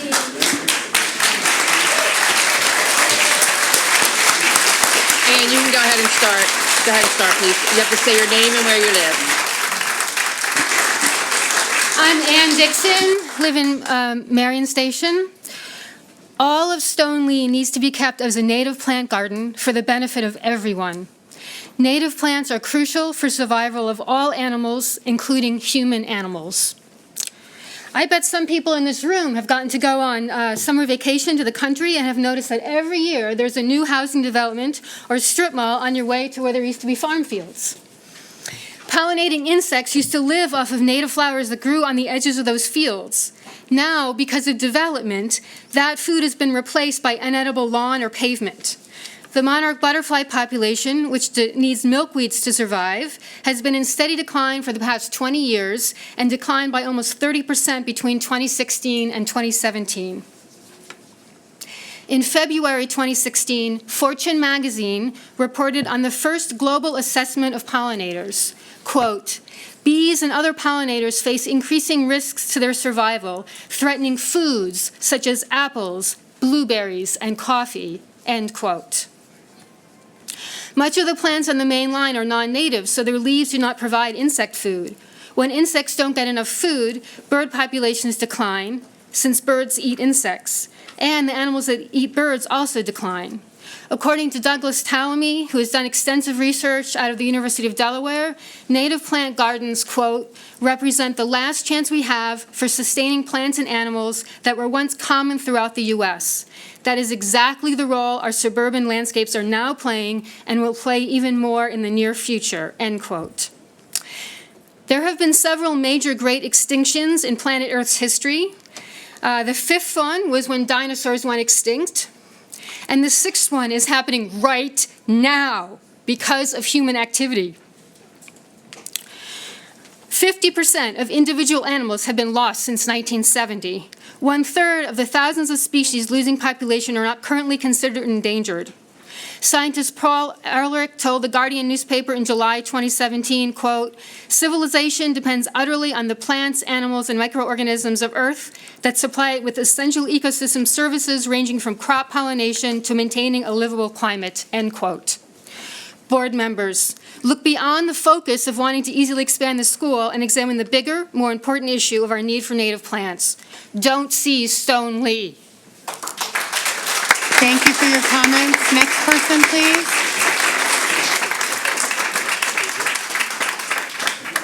Hello, I'm Ethan Kaufman, Director of Stoneleigh, and a natural garden and a resident of the Lower Merion School District. And I have the unique and distinct honor of being the steward of this truly remarkable and historic property. Stoneleigh bears the imprint of three important landscape architects, not the least of which are the Olmsted brothers, who are, of course, the sons of the famed Frederick Law Olmsted, who designed such iconic places as the Capitol Grounds and as Biltmore in North Carolina.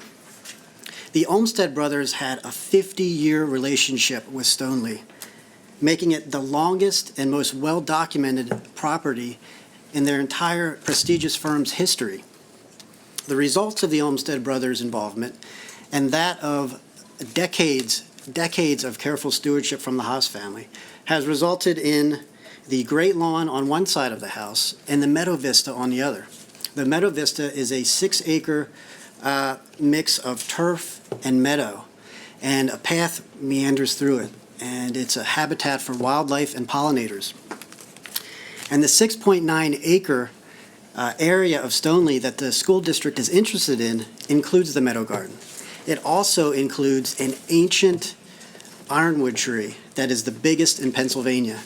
And John Haas himself climbed on this tree as a young man.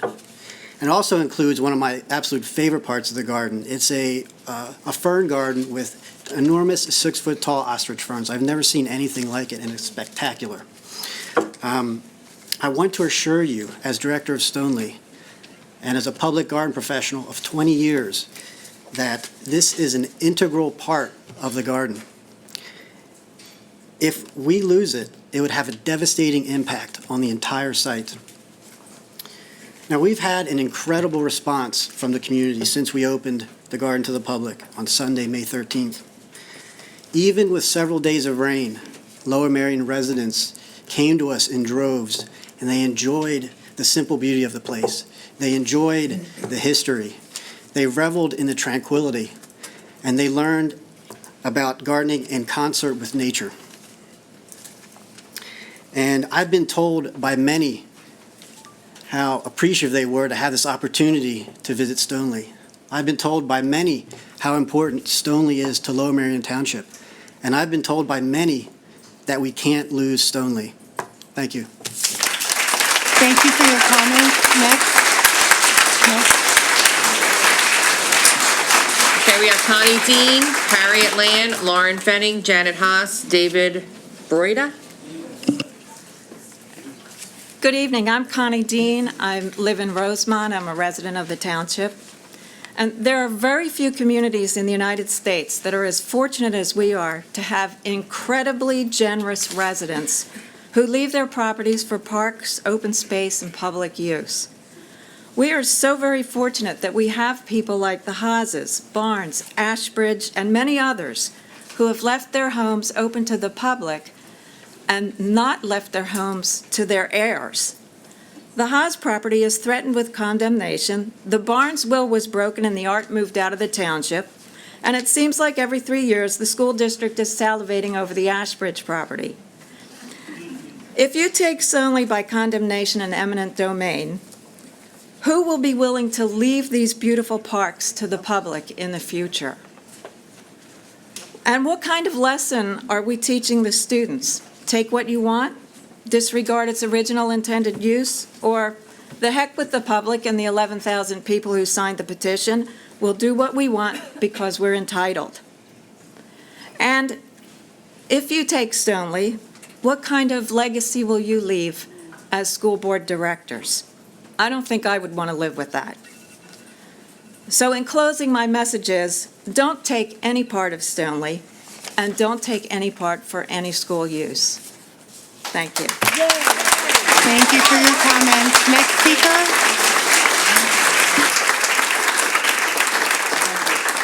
Harriet Land, Lauren Fenning, Janet Haas, David Broida. Good evening. My name is Harriet Land. I've lived in Lower Merion Township for over 30 years and have paid school tax for all those years. I have come, A, to speak on behalf of the preservation of Stoneleigh intact as a green space with free access to the public, regardless of income level, because it will enhance the quality of life for current and future generations.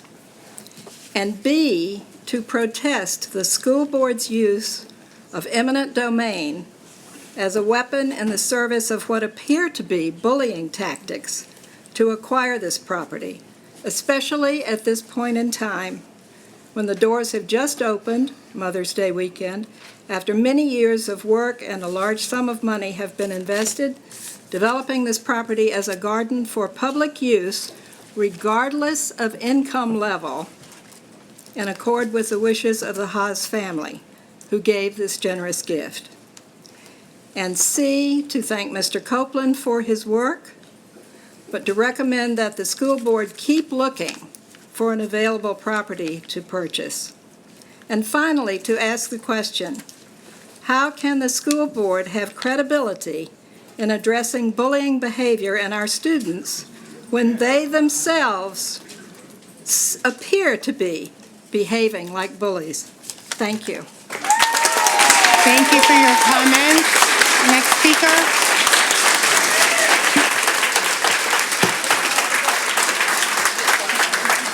Thank you.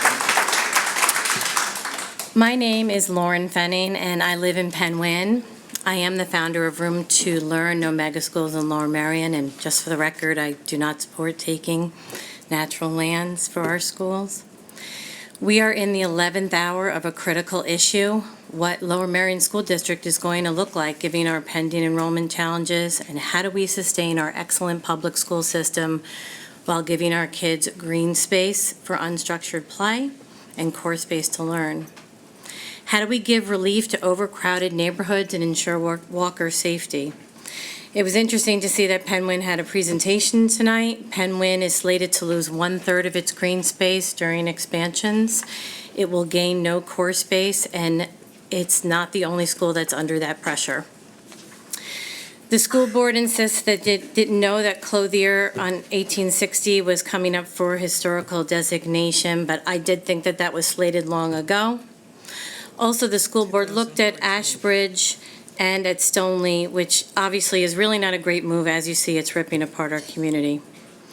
The school board's initial long-term plan was expansions, but that obviously is not making the community happy either, and it seems to be a poor fit given our high expectations of public education. So as everyone can see, we're in a bind. So my question for tonight is the township and the Board of Commissioners really hearing the school board when they say that keeping the Clothier facade will limit the fields? After all, when it comes to building a new school, accountability does not just lie with this school board. Our local government is not a single entity, agency, or authority. The product of work on this middle school must be achieved through a concerted relationship of collaboration. Perhaps the Board of Commissioners needs to look more closely at 1860 and other sites, non-natural land sites, with the board and closely consider our options. So my statement for tonight is the Board of Commissioners expressed a commitment to helping the school board build a new school, and I'd like to see how this will be achieved. Thank you. Thank you for your comments. Next speaker. Janet Haas, David Broida, Sarah Shu, and Dolly Manzone. I'm Janet Haas. Thank you. I'm speaking tonight for the Haas family. Some members are here tonight, all wish they could be.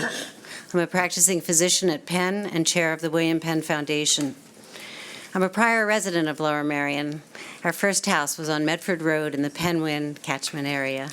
Like many of you, we were attracted by the excellent schools, proximity to Philadelphia, and to my new job at Bryn Mawr Hospital at the time. Eventually, we moved to Radnor in order to have space to garden. Our 3 children attended the Radnor Public Schools. We've continued active in Lower Merion, in our church in Bryn Mawr, and support many Lower Merion organizations. My husband's grandparents bought the property that we're speaking about over 80 years ago. He enjoyed many overnight visits, watching the stars with his grandmother, who earned a PhD in astronomy in 1913 from the University of California at Berkeley. She continued her astronomical studies through all the years and was considered a very smart researcher for that field. Uncle John would have been 100 tomorrow. And he and Aunt Cara continued to welcome us after the death of the grandparents. And in fact, the beloved bunny tree was the idea of my husband. A tree had been shorn off and there was a stump remaining. He said to Aunt Cara, "How about a wood carving?" There were a few around back then. On the way home, I said, "Probably be a rabbit." Haas means hare, rabbit. Who knew it would be a family of bunnies that would become beloved? There were lots of options for Stoneleigh after their deaths. The family engaged in thoughtful, lengthy, deliberative process to eventually decide to preserve the entire property as a natural educational garden in perpetuity, free of charge to the public, benefiting the entire community. There were many discussions with Lower Merion Township over a couple of years to be sure to comply with township regulations. All were done. There's now, all the renovations were completed, and the entire garden, the family wants the entire garden, 100%, to remain preserved, natural, and publicly accessible. All 42 acres, including the controversial 6.9, themselves are integral to the landscape, looking more like rural England than the United States. Open spaces are important and sought and valued across this country. Physical and mental health benefits are well known and documented. The value of the natural world you've heard about tonight, promotion of biodiversity, landscape architecture, etc. The American Public Gardens Association of 625 member gardens is unaware of any property of any member gardens ever seized in such a fashion. Our region is the garden capital of North America. More than 35 gardens comprise Greater Philadelphia Gardens within a 30-mile radius of Philadelphia. The cumulative impact economically is more than $250 million, more than 2.5 million visitors per year. Thank you very much for your comments. Thank you. I'm just... Oh, sorry. Thank you. No, let's buzz on. I'm just going to remind everyone that only Lower Merion residents and taxpayers can speak at this meeting. I don't think they. So I'm going to remind everyone that that's the case moving forward. Okay, I'm not going to make another exception. So I need people to understand that. Thank you. David, go ahead. You couldn't hear, they were still clapping when you started speaking. Speak up! We didn't hear what you said. Okay, I'll say it again. The only people allowed to comment at this meeting are Lower Merion and Narberth residents and taxpayers. Okay, I did not interrupt the last speaker at this point, but I'm not going to be doing this again. So I am not allowing anyone else who is not a resident or taxpayer of the Lower Merion School District to speak at this meeting. Thank you. David, go ahead. My name is David Broyd. I live on Montgomery Avenue in Bryn Mawr. Thank you for pronouncing my name correctly. I won't even take my whole 3 minutes. I'd just like to say I speak for everyone here who's not on the speaking list. Please don't take Stoneleigh. It's protected by Natural Lands Trust. It's protected by the intent of the Haas family. I worked for Upper Merion Township as Parks and Recreation Director for 32 years. We had Natural Lands Trust property in Upper Merion Township. The school board would never in a million years consider taking that and developing it. Please don't waste my time. Wait. I also want to say this. I appreciate the time and effort of the school board members. You guys don't get paid. You put in a lot of effort and time, and the superintendent also. You have the kids. You have our district. You have a great school district. We have a great school district, and I appreciate your effort. So without offering a suggestion, it just would be criticism. So I'm going to offer a suggestion to you. St. Charles Seminary is a good site, and we've got great real estate developers in the township. Carl Drainoff, who's developing in Ardmore. Paul Ashkenazi, who developed a new place in Bryn Mawr. Brian O'Neill's had several properties. If you don't know how to develop that real estate, talk to those guys. They'll help you. Deezer Road and Wolf, a great school architect firm. Irwin and Layton, an engineering company. They know how to develop schools, and they can look at that property and make it work. In addition, those 3 real estate developers, if you can't find property in the township to develop for new schools, they can find it for us. Thank you for your time. Thank you, David. Next speaker.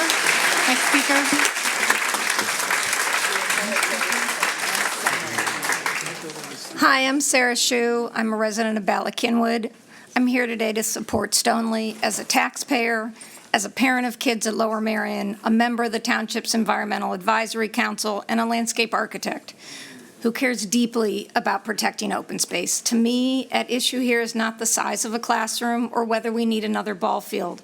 That's an important discussion, but the discussion tonight, for me, is whether or not it's right or justified for a school board to condemn charitably donated public land. That's what's at issue. Really, we need to talk about education, and we need to talk about a new way to educate our kids.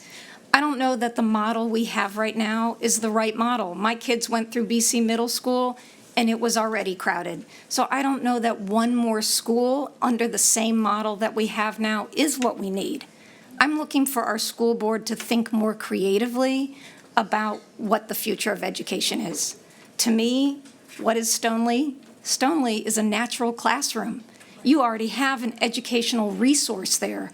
So rather than destroy or condemn that in the name of education, you need to think of that as your partner and look for other opportunities. I don't think you should be looking for one site that's going to satisfy our needs. I think we need to think differently about what it means to educate kids in this district. We don't need to compete with Radnor. We don't need to look at the size of other people's ball fields and say, oh, Lower Merion, we need it to be like that. We need to be thinking, what can we offer that other districts aren't offering? My kids had an amazing experience in elementary school. And I will tell you, I think things went downhill in middle school. They felt like a number already there, 900 kids. So that conversation needs to be had, but not in the context of taking charitably donated public land. Land that the Haas family wanted to be open to the public in perpetuity. I agree with previous speakers who said it sends a really bad message that our school district would operate sort of covertly, as it were, for us to be finding out a week before Stoneleigh opened that you all had intentions to use that space, and that emails have been sent to me as a parent telling me that you will do anything you can to find the space. I don't think you need to do anything you can. You need to do everything you can to figure out a better solution. Thank you. Thank you. Next speaker.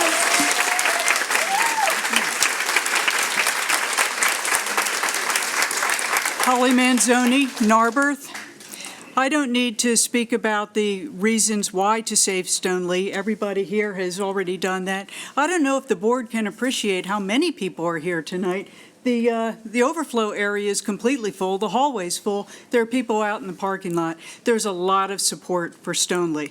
What I would like to speak about tonight is on a practical matter. There's a real problem here. There's a real problem with overcrowding. But this does not have to be an adversarial situation. We are a community that all cares about educating our children in the best way we can. We all want to help. We want to help you do the right thing.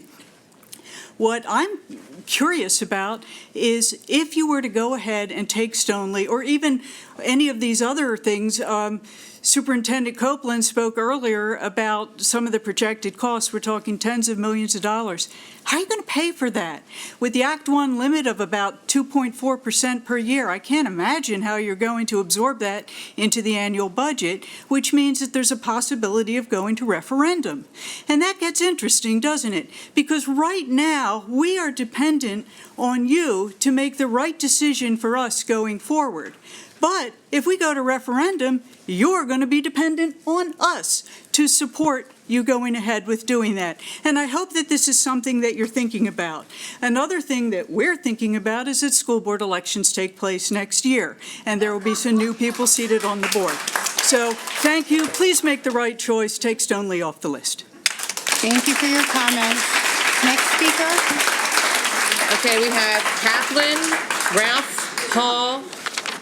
I'm Ann Klosky, and I'm in Bryn Mawr. I'm sorry, you're not. We don't have it. You are not at your name yet. Oh, okay. Okay.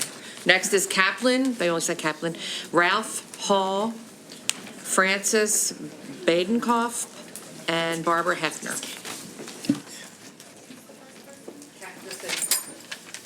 There's someone here, Catherine. Is it Catherine or Kaplan? Kaplan. Kaplan? Okay, who's the next speaker? Afterwards. Ralph Hall, Francis Badenkoff. Go ahead, sir. Okay, thank you. I'm Ralph Hall. I'm a resident, longtime resident, taxpayer, and voter in Lower Merion Township.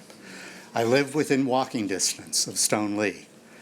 It has just opened. I am looking forward to being able to enjoy this treasure that the Haas family has given. To me, it is inconceivable that the school board could even consider seizing this precious treasure that has been donated to the community. It is a value not only to the residents of Lower Merion, the surrounding community, but invaluable, as has been pointed out, to the students of Lower Merion School District. From a selfish standpoint, yes, I want to be able to enjoy Stoneleigh.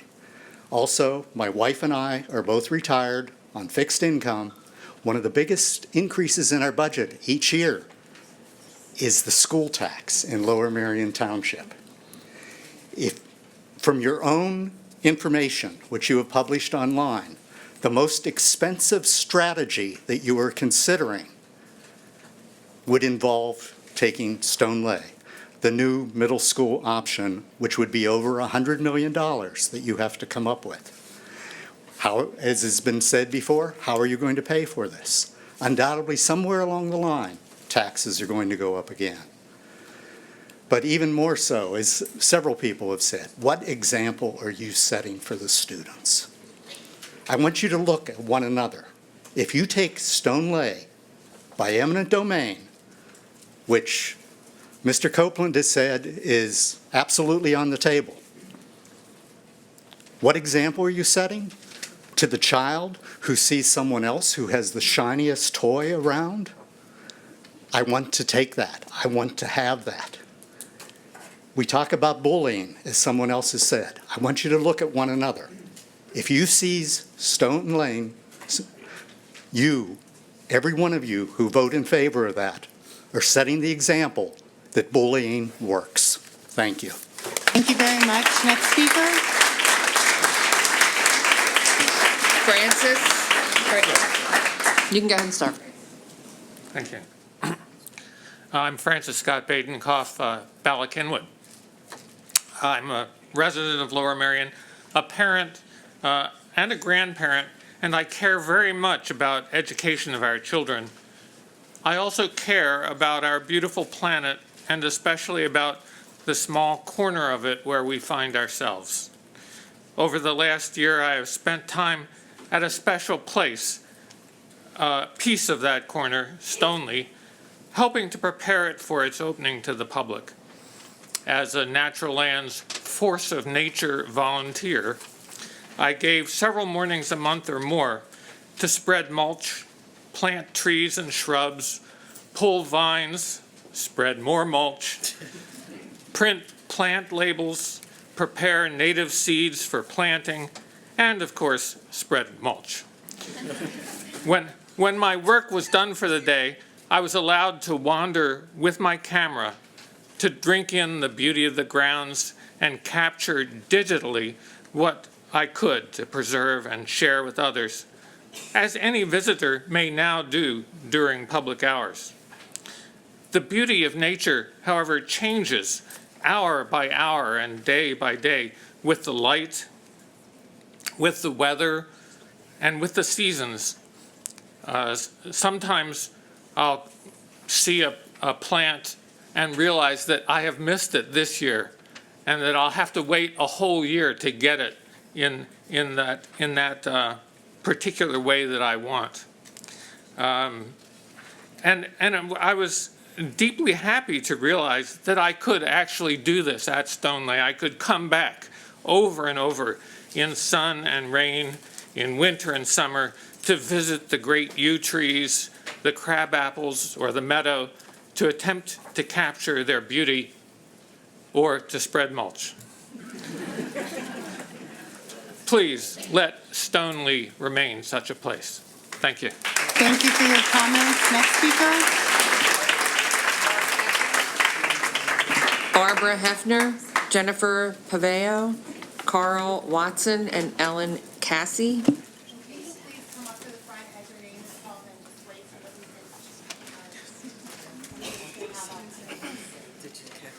Hi, my name is Barbara Hafner, and I'm a resident of Lower Merion in Villanova.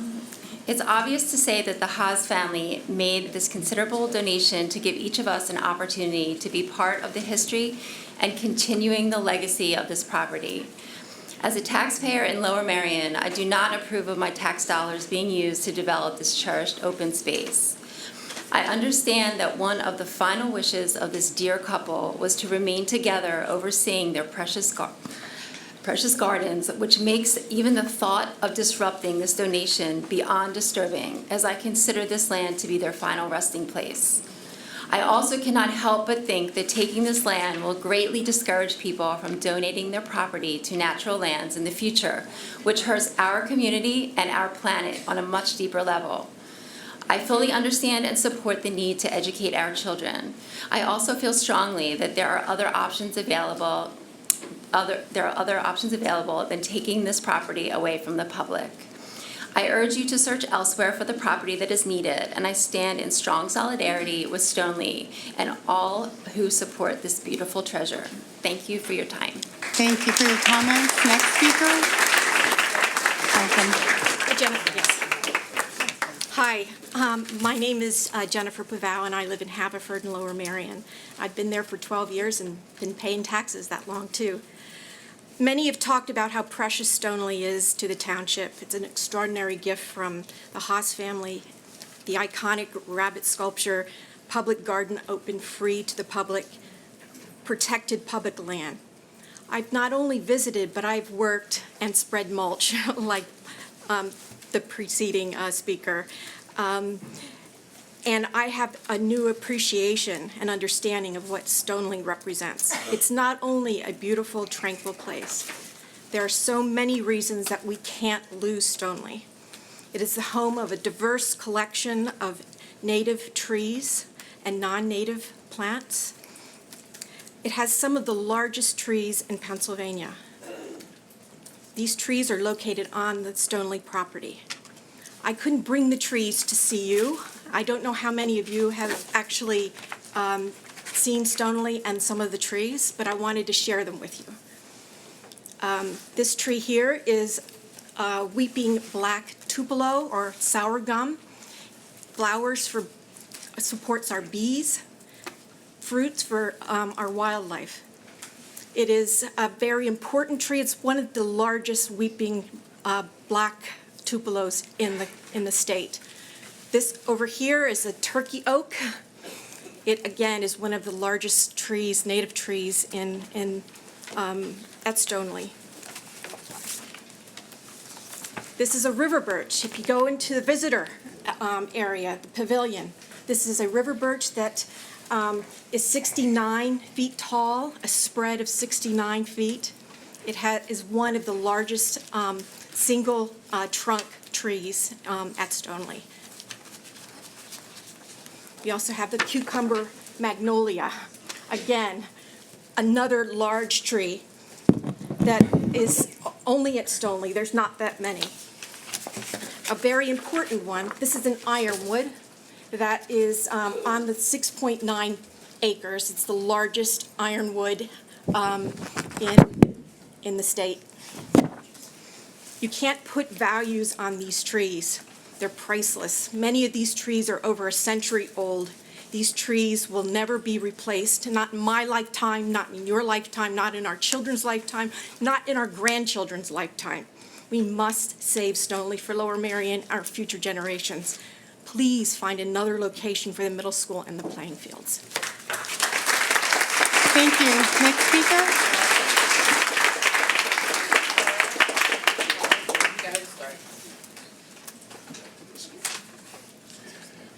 Good evening. My name is Carl Watson. I'm a resident of the Shortridge part of Wynwood. I've just given a copy of an editorial in the Philadelphia Inquirer from Sunday, May 20th, from somebody named Carla Zambelli. You got to watch these people named Carl or Carla. They're trouble. But anyway, you, the school district, need capacity in the eastern half of your entire territory. Therefore, St. Charles Seminary site would seem to be ideal.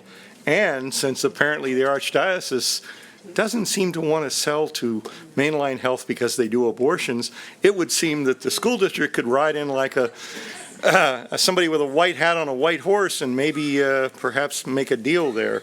To that end, I have a strong feeling about that what you could do. I think realistically, I think you need to educate yourselves. It's readily apparent to me that you don't know what you don't know about commercial and institutional real estate, and it's become obvious even listening tonight. You need to also understand that the township staff is ready, the senior building and planning staff, and I can name a few names, but I think you know who I'm talking about, is ready and willing to help you with this process. And as you heard from earlier speakers, there are plenty of people in the township that are specialists in this kind of thing, acquiring property and so forth. You need to reach out and get their help. I'm going to end my remarks by saying, just because you can do something, in this case eminent domain, doesn't mean you should do something. You've got to find another way to build a new middle school at some other site than Stoneleigh. And I would like you to distribute that document to the board. Thank you. Thank you. Next speaker.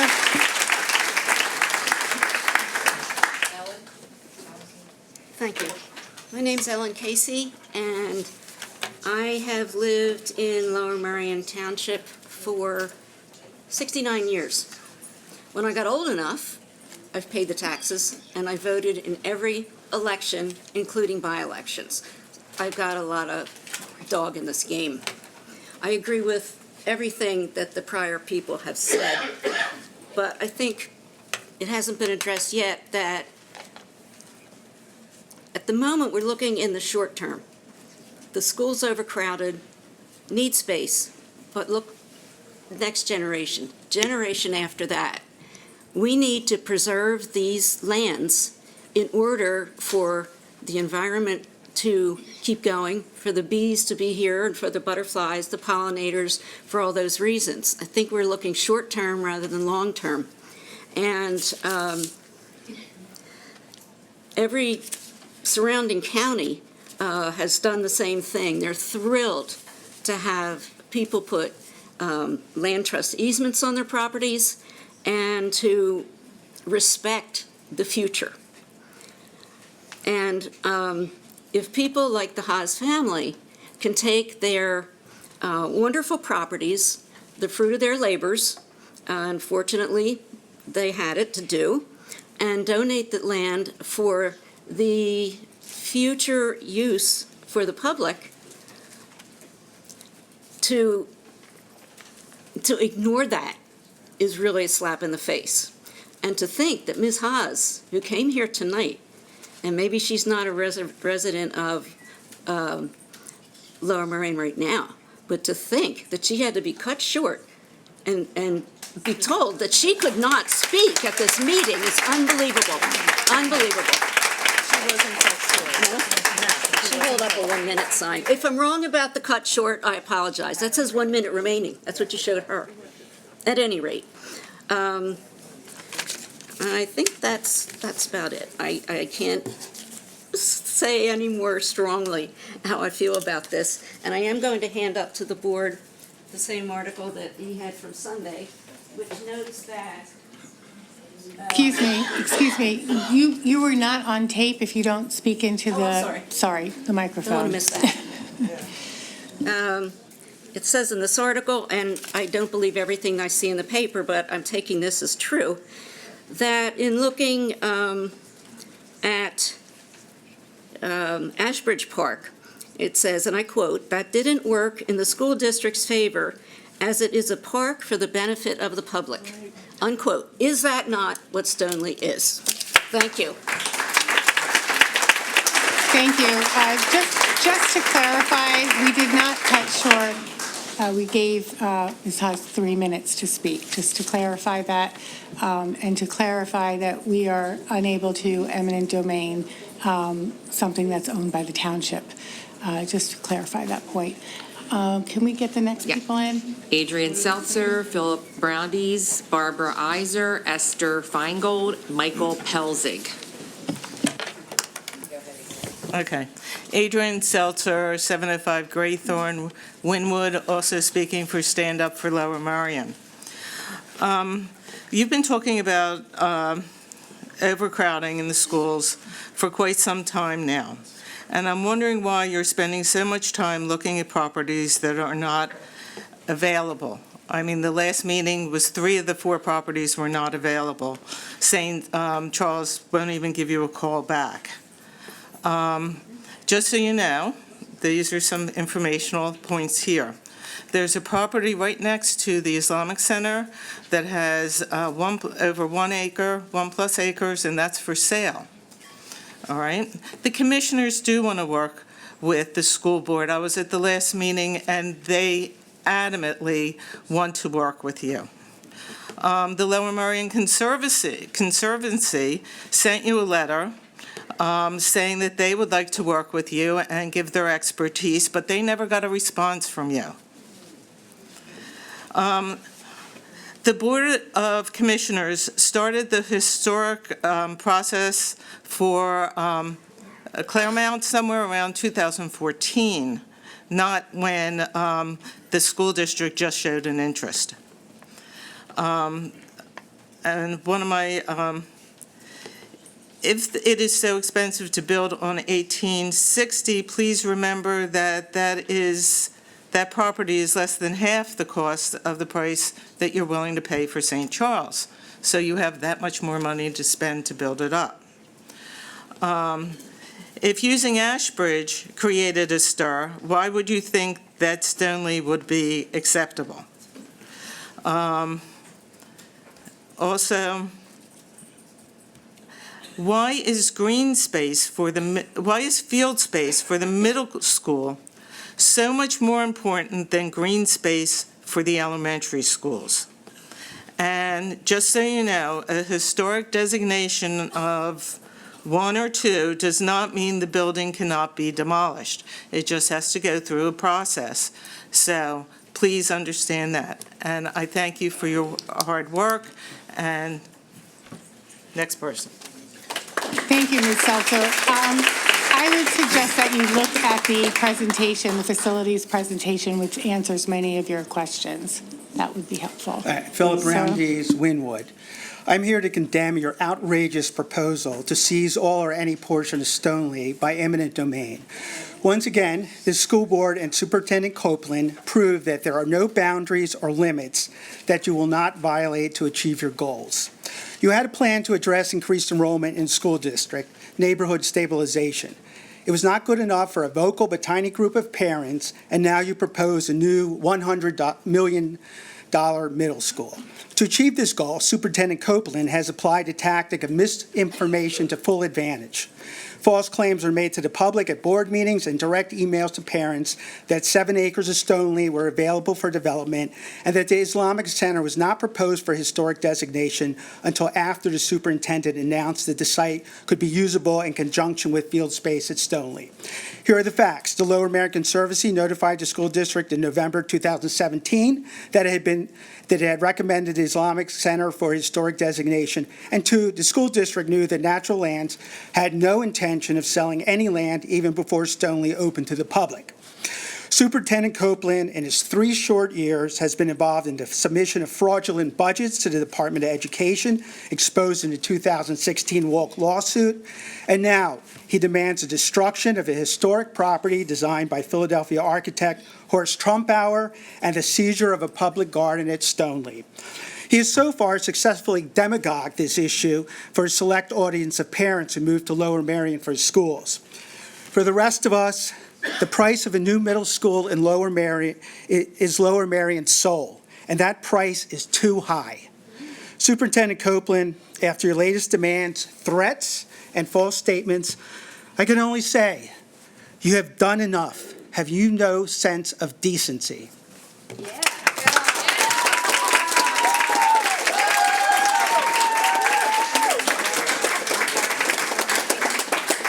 Barbara Iser.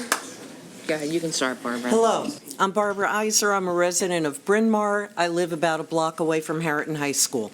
So every time there is a home football game, we know about it and we can tell who's winning. I'm here, obviously, as you can tell, to support Stoneleigh. I wanted to mention also that prior to moving to this wonderful community 14 years ago, in my prior community in the Chicago area, I was vice chair of the Nutria Education Foundation. So education is of critical importance to me personally. It's a huge value. I also have a master's degree in city planning from Harvard University, and I'm very well aware of the kinds of issues you have to deal with, development, and so I am here to talk about things that have to do with balance and being sure we have our facts together and have the right information. And I honestly believe that it's very possible that as a board you don't have quite all the information that you need. And I'm saying this with all due respect.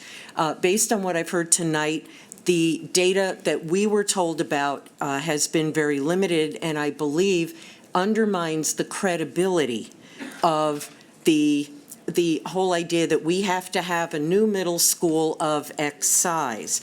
Let me mention the first point. It has to do with population projections. And when I was on the Education Foundation at New Trier, we had to deal with population projections as well.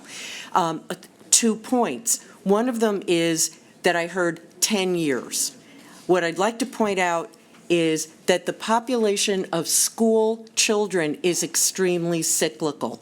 And I'm very appreciative of the overcrowding that's going on now, but I can tell you, having lived in New Trier and also in Great Neck, New York, which, like Lower Merion, has an outstanding school system, that overbuilding can very easily occur, and the best school systems over time have built buildings. Taxpayers are then stuck with the bill permanently, but those schools then lose population because of normal demographic cycles. The other thing I wanted to bring up is just comparing our current middle school with Radnor Middle School is not good data at all. If they've overbuilt and put up all sorts of very expensive things, it doesn't mean that it's the right thing to do.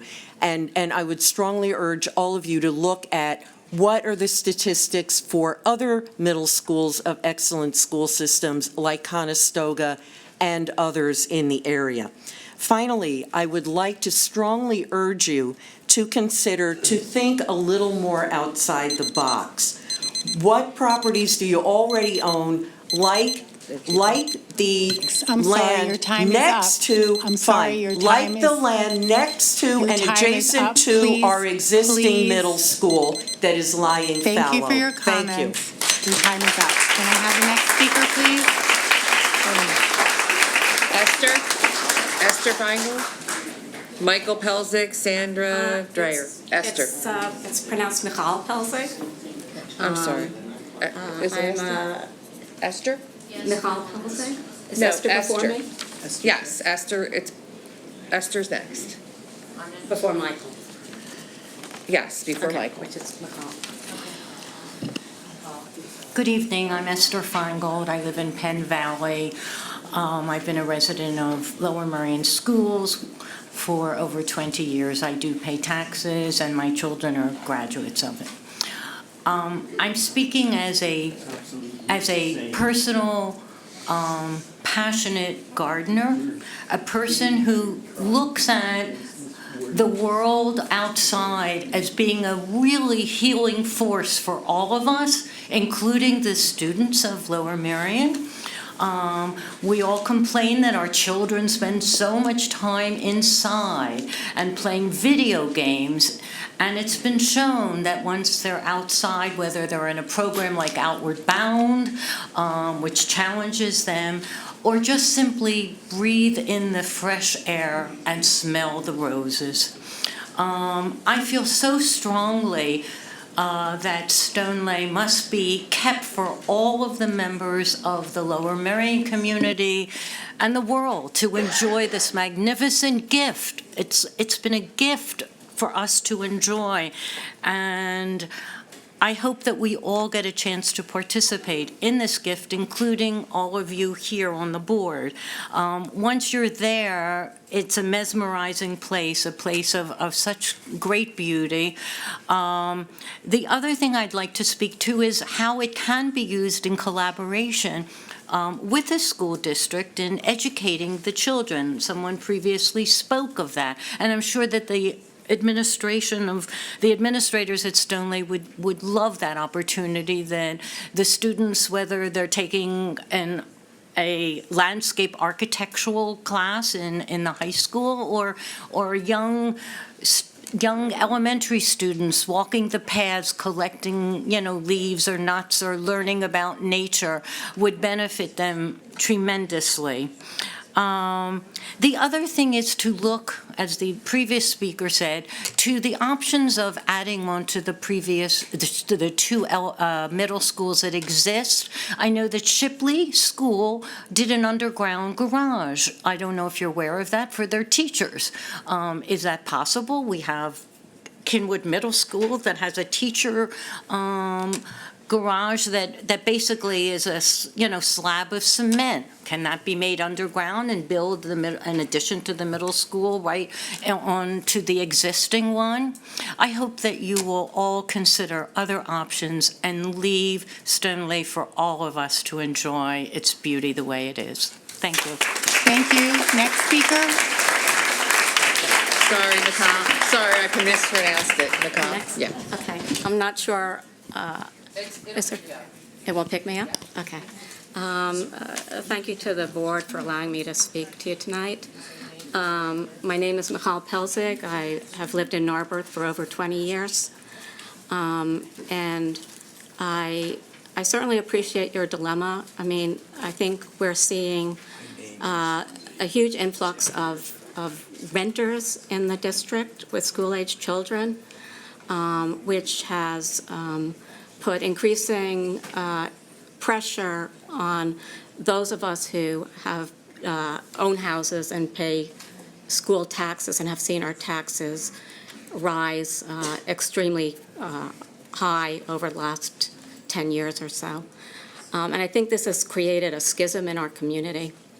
I'd like to speak on behalf of other stakeholders in our township, besides just students, parents, educators, and say that Stoneleigh is really a cultural heritage for all of the residents of Lower Merion Township. And I believe it's just very, very important that we honor what the House family has given to our township and that we preserve Stoneleigh in totality. Thank you. Thank you. Next speaker. Next speaker. David. Denise, can you say who needs to line up here? We really need people to line up and be ready to go. Sandra Dreyer, Marshall Walthow, Maureen McGeehan, Kate Gaylor, Hugh Ferry, Marie Kelly. Thank you. Go ahead, ma'am. I'm Sandy Dreyer. I live in Gladwin. It's evident that there are two opposing wishes in our community for Stoneleigh. While I'm strongly in favor of saving Stoneleigh, I understand the school district's stated need for a third middle school and additional playing fields. The thought of condemning Stoneleigh for this purpose is simply appalling to me. I urge the school board to be a good steward of its existing structures and ask that it consider other possibilities for its current and future needs. Natural Lands is well known for preservation and stewardship of open spaces in Lower Merion and the greater region. Their recent opening to the public of Stoneleigh, free of charge, came after 2 years of extensive preparation. All who have come since then have experienced the magnificent trees and historic gardens and found peace in a place that offers renewal and relaxation. Visitors there for the first time, or those who are familiar with the magic of Stoneleigh, have expressed gratitude for the legacy of John and Cara Haas and support for the desires of their children. Many who haven't yet enjoyed Stoneleigh have also petitioned to save Stoneleigh. It is my hope and my prayer that we will. Thank you very much. Thank you for your comments. Next speaker. Good evening. My name is Marshall Walthew. I've lived in Lower Merion for 26 years and 33 out of the last 45. I'm a taxpayer. My daughter is a graduate of the Lower Merion school system. I myself am a public school graduate. My parents were public school teachers. I'm very sympathetic to the needs of public school education. Having said that, however, I echo the sentiments of all here tonight that Stoneley is a vital resource for Lower Merion Township that should be saved. I came prepared to say a number of things. I find that my fellow community members have said most of the things that I wanted to say, and I've never been prouder to be a Lower Merion resident than hearing the passionate and eloquent statements of my fellow community members. A couple points, though, I would like to make. One is that America is a nation founded substantially on private property rights. Eminent domain is a very rare exception to those property rights, and it should be used very, very cautiously. If the Haases still own the property, I ask, would you even consider using eminent domain to take that land? I doubt it. Second, I hear if you're going to have to use eminent domain, if you can't find a way to make it work without using eminent domain, the Borromeo property is for sale. They want to get rid of it. If you're going to use eminent domain, that's the kind of property to use on it. So I hear there are problems with that. Well, I tell the people that I work with, the young people that I work with, there's no such thing as a problem. There's only an opportunity. So the problems I hear regarding the Borromeo property are really opportunities and not problems. And for those of you here who are fans of the show Project Runway, I say this is a Tim Gunn moment. Make it work. Thank you, sir. I just want to reiterate, first of all, we cannot eminent domain that property, okay? We are not legally able to eminent domain that property. Secondly, we have been trying for a very long time, and we put up a list of all the contacts that we had made, as well as the township staff had made, who were unable to get meetings. And we did say that thanks to Dan Bernheim, who's the president of the commissioners, we do have a meeting with the different people who are involved in that property, from the Archdiocese and the seminary and other people. So we do have that meeting, so I just want to let people know that again, since we're getting sort of the same comments over and over again. Thank you. Thank you. Good evening. My name is Maureen McGeehan. I'm the Executive Director of the Lower Merion Conservancy.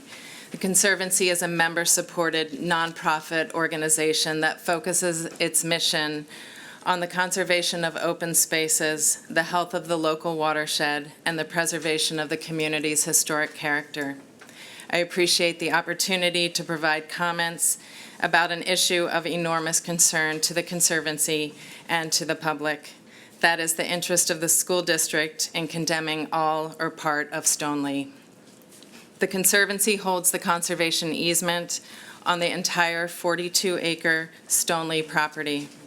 This easement was put in place by the Haas family and Natural Lands in 1996 and transferred to the Conservancy in 2016 when Natural Lands assumed ownership of Stoneley.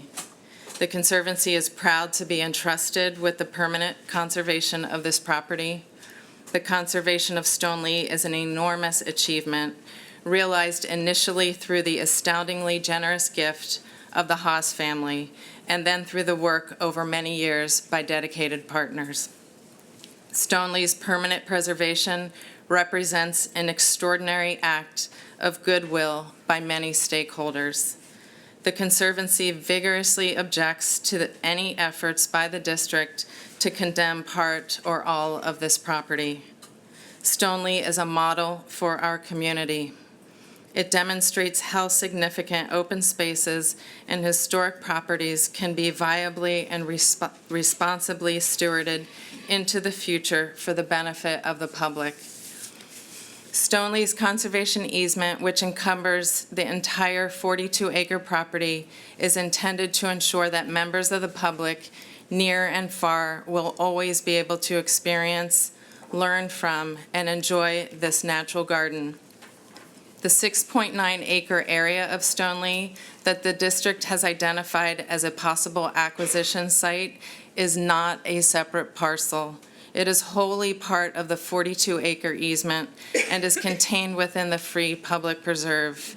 Just like all areas of the property, it has significant conservation value. The condemnation of part or all of Stoneley will test the will of the public to donate open space for the benefit of the public. It will also undermine the ability of many municipalities like Lower Merion to advance one of their primary land use goals, which is to preserve the character of their communities by permanently protecting public and private land. The Conservancy urges the district to uphold the value of a conservation easement, a universally recognized strategy for preserving open space, and abandon its consideration of exercising eminent domain. Thank you. Excuse me, Mrs. McGeehan? Ms. McGeehan? Ms. McGeehan? Ms. McGeehan? Ms. McGee. Ms. McGeehan?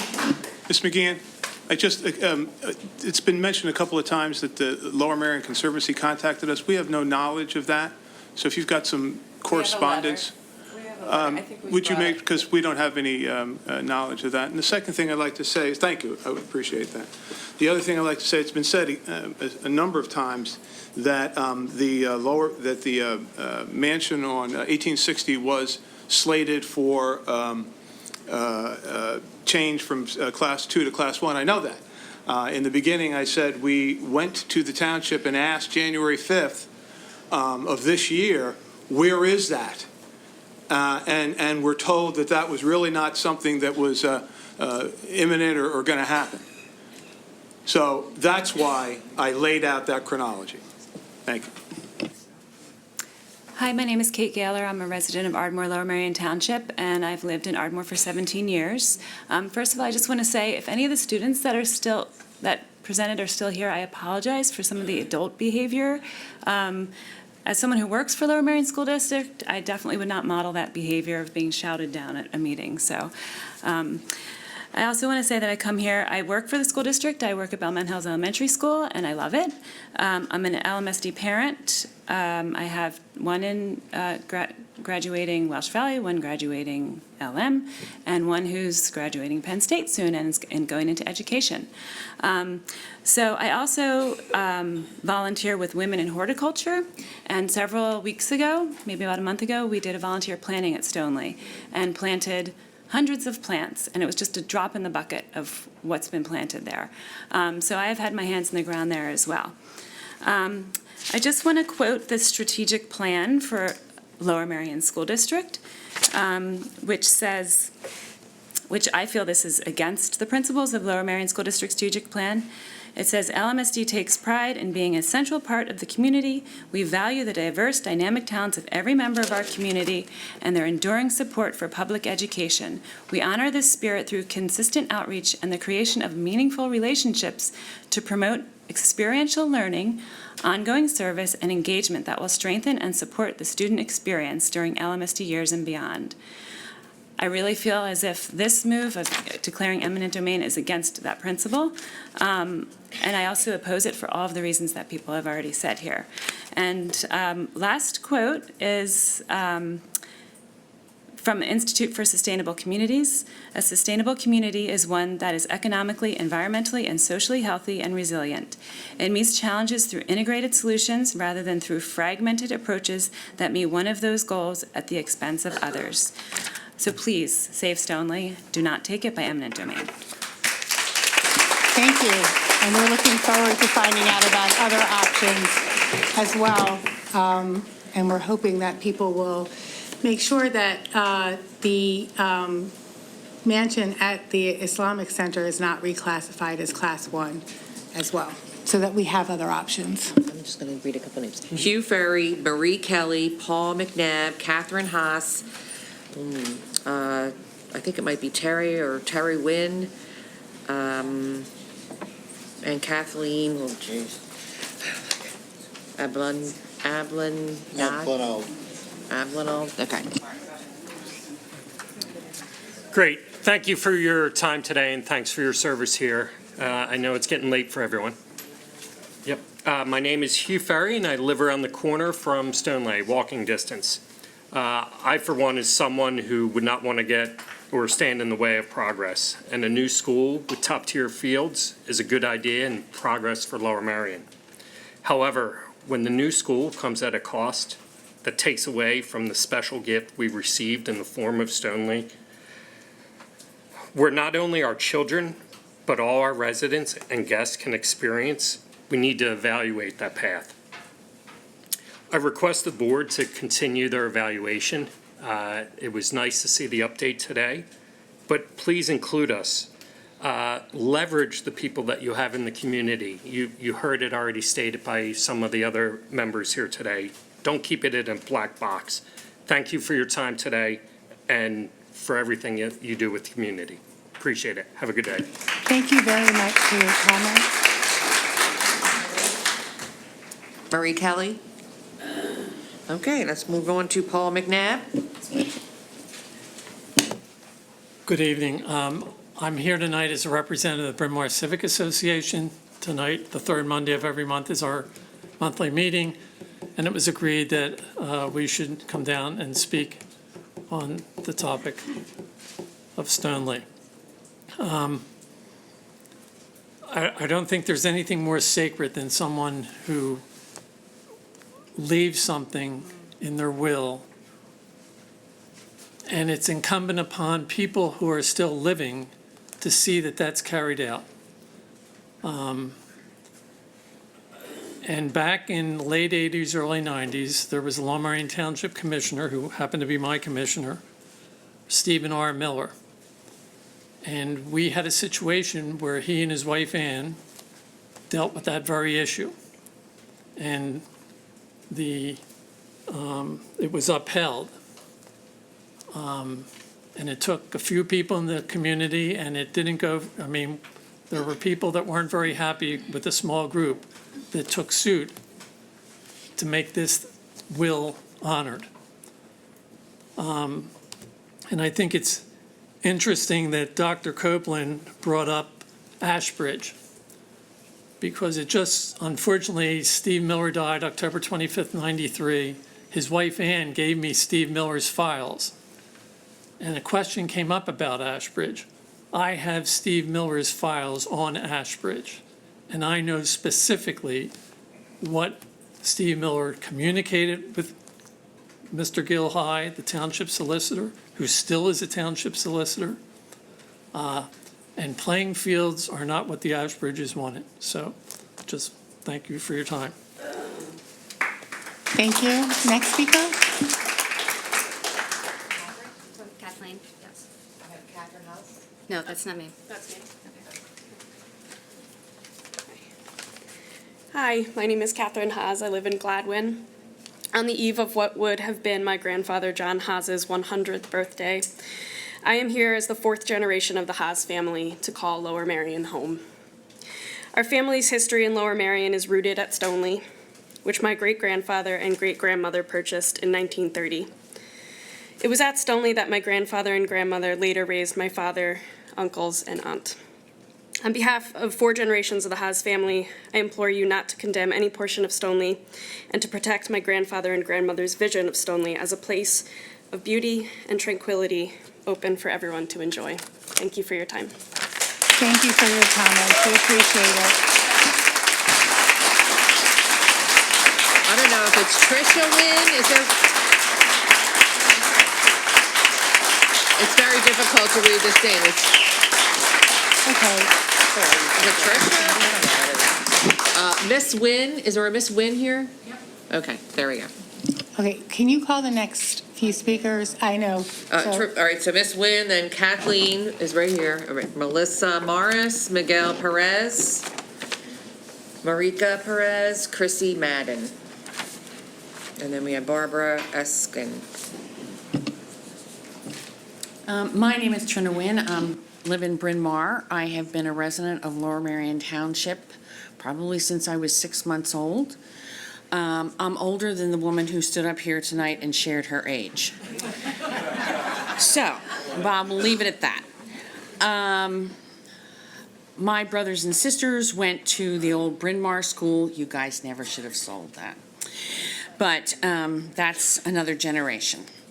Lower Merion has always been a good school district. But somehow in the last several years, I think some of the missions of the school district have gotten lost. This is not the first time I have gotten up and spoken in a school district meeting. I am not a botanist like some of these other people, so I'm not going to address how beautiful and wonderful Stoneleigh is. I would not want you to touch a square inch of it. I will say, on the lesson level to students, it is a gift. It happens to be a very valuable gift. But if we take that gift and take it away from the community that it was given to by a couple who dearly love this community, what are we teaching the children in our schools about gifts? We all get gifts. Sometimes we hate them. But we have to learn to appreciate what has been given to us, care for it dearly. And then I would like to say, there was a gentleman talking earlier in the meeting before you started the community coming in. I can't tell you who he was because I was outside, so I never saw his face. All I can tell you, it was a man. Talking about the school board and how we have a problem with ever-growing population. I would like someone to explain to me how we have this, every board meeting we have students coming in. The birth rate in this nation has dropped precipitously. If you read the Wall Street Journal, it will tell you. Not only that, and this is not to take anybody to offense, but if you go back about 18 months in the Wall Street Journal, they will tell you that the fertility rate in this country has dropped precipitously. The only group of women today that are making babies outside that range are women in their 40s. The only group in the United States that are doing that, including around here. Some gentleman stood up today and said, we are only educating the people of Lower Merion Township and Narberth. That is categorically not true. We have people coming in from the city of Philadelphia, renting apartments here to put their children in school here. I understand why they would want to do it. I get it. I get that. However, when my husband takes the dog to the Gladwin Dog Park and runs into a woman who lives in Manayunk, who's rented an apartment so she can put her child in school here, but she's not paying school taxes, I have a problem with that. And you all know that's going on, every one of you. Thank you. I just need to comment that that's all it takes to be a student in Lower Merion. You don't have to live in a home. You don't have to live, you can live in a multiple occupancy unit.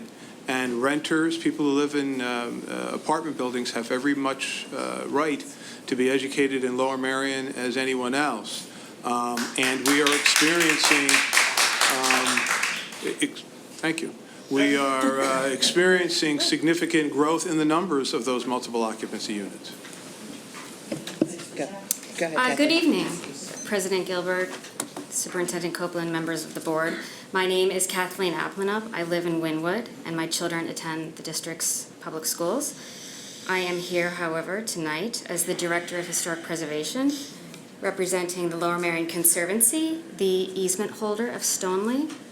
The Conservancy acknowledges the challenges associated with locating a suitable site for a new middle school. We would, however, like to address some of the confusion and clarify some facts about certain properties, namely Claremont and St. Charles Borromeo, that the district has identified as potential sites. Recently, the district issued a statement noting that the Historical Commission recommended Class 1 designation for Claremont only after the district expressed an interest in using 6.9 acres of Stoneleigh for athletic fields. This is true. What the district did not include in its statement, which went out to the families of Lower Merion Public School students, was information about the township process for designating historic properties. This information is extremely important because it affirms that the township recommendation process is transparent and public, and that it began before the district publicly expressed interest in the recommended properties.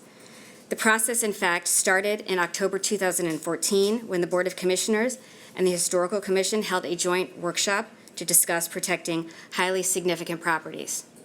In 2016, a consultant began the process of surveying approximately 30 properties to determine their eligibility for historic designation. These properties, including Claremont and St. Charles Borromeo, represent some of the most historically and architecturally significant properties in Lower Merion. the consultant, and the Pennsylvania State Historic Preservation Office each independently verified that these properties are eligible for listing on the National Register of Historic Places, the nation's list of outstanding historic properties. Shortly after this, the Conservancy did invite the district to discuss the land development process. I'm sorry that you didn't get that letter. I would be very happy to resend it, to talk about the sensitive use of Claremont should the district decide to build a school there.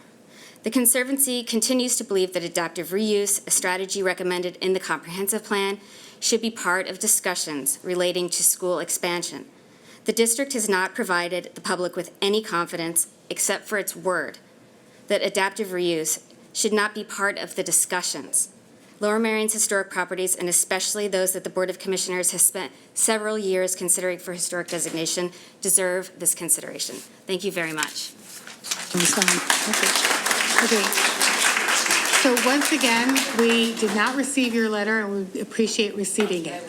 We also have clarified multiple times this evening that we were aware of the actual process and were told by township staff in January 2018, when we specifically asked where they were in the process, that in fact it was on hold. That was our understanding. It was the last conversation we had about it with the township staff was it was on hold. Mr. Copeland went out saying that we were potentially, it was back on our list of possible sites, assuming we could get the 6.9 acres at Stoneleigh, and that was when we heard again that it was no longer on hold. So we are well aware of the long process, but we were specifically told that it was on hold. The other issue is we went out again at this meeting to talk about why it was that we could not use the building at the Islamic Center in terms of adaptive reuse. We are continuing to inform the commissioners and the township staff about that, as well as the public. Go ahead. Hi, Chrissy Madden from Villanova. I think I'm on the back half of that sheet. Well, there's people Oh, before you. It's okay. Melissa Morris, Miguel Perez. Are they here? Okay, well then you can stay. Wait. Okay, go ahead. All right. Sorry. Chrissy Madden from Villanova. I asked the board to save Stoneleigh. A gift to this community will not come this way again. I asked the board to take a look at the Lower Merion numbers. Lower Merion has 58,288 residents, according to Wikipedia and the 2016 census. Lower Merion's all-in school budget shows $258 million in spending. $210 million is from collecting money from constituents' taxes. Over $250 million to educate approximately 8,600 students. According to Penn Live, Lower Merion has the second highest spending in the state on instructional spend per student, $17,409. That's $8,571 more dollars than the state average. That's $10,456 more than the national average. Instructional spend takes into account classroom resources, teacher salaries, textbooks, and things of that nature. The remainder is for things like debt service, transportation, and other things that aren't considered instructional. To put it in perspective, it takes about $30,000 all in to educate each child in the Lower Merion Public Schools. If you look at the spending numbers, dedication of this nice board, and success of the graduates, I think it's fair to say that Lower Merion students are receiving a top-notch education. Don't take a portion of Stoneleigh from 58,288 residents. Don't make Stoneleigh the new catchphrase. The school district does have a projected enrollment issue. I don't believe you showed this option tonight at 1860, but I believe in a November 27th presentation that you showed what it would look like as an elementary school and could not recommend it. I don't believe that that one really worried about the fields. I believe it would fit on that property. You could build onto Welsh Valley then, and that would only require building onto one additional school and $17 million for that project. I do appreciate that you are trying to do the best for Lower Merion Public School students, but consider doing your best for all Lower Merion children and adults included in the 58,288 residents. Also, I'm a little unclear as to how you could actually afford to provide just compensation for the land and build without a referendum. It would be very helpful if you would put out communication listen to all of the residents so we could take a look at that. Thank you so much for your courtesy. And just to follow on, I know everyone's tempers can get a little bit high, but I sat in a meeting last week and these nice people got very excited about math. So just take into account that this is not the only thing that they do and that they are trying to listen to all 58,288 of us. Thank you. Thank you. Sorry, thank you for your comments. Barbara? Next speaker. Then we have Lisa Sands, Nancy Winkler. Actually, I'm going to call for a short recess after the speaker. So, No, we're going to keep speaking, just take a break, right? no, I'm not adjourning the meeting. I'm just calling for a short, after this speaker, we're going to have a short 5-minute recess, and then we'll come back and continue with the speakers. Thank you. You've been very patient. You've been here a long time. I appreciate your need for a break. I'm here on behalf, my name is Barbara Erskine. I live in Bryn Mawr. I'm here on behalf of our family and 25 neighborhood families. I was born in Bryn Mawr Hospital, went to school in Lower Merion, and ended up back here. A lot's changed in those 70 years. There was a lot of open space when I was a child. Farms, fields, woods, even pheasants in our backyard. As a lifetime resident, I'm appalled at the actions of the school board. Ashbridge Park was also given by a philanthropic donor, thinking that this gift would remain for generations. The memorials are there to those who made the ultimate sacrifice for our country. Respect for the past, our history, and for those who make these spectacular contributions to our community seems to be in short supply these days. Where are these 1,600 new students going to live? In new developments, presumably filling whatever remaining lots there are?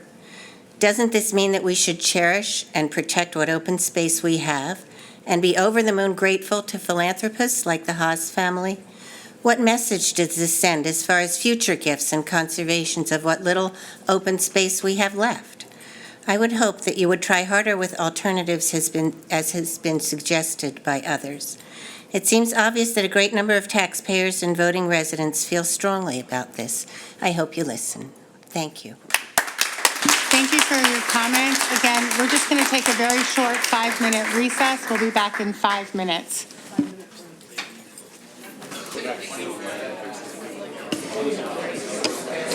Hello, everyone. I have to use my gavel again. Hello.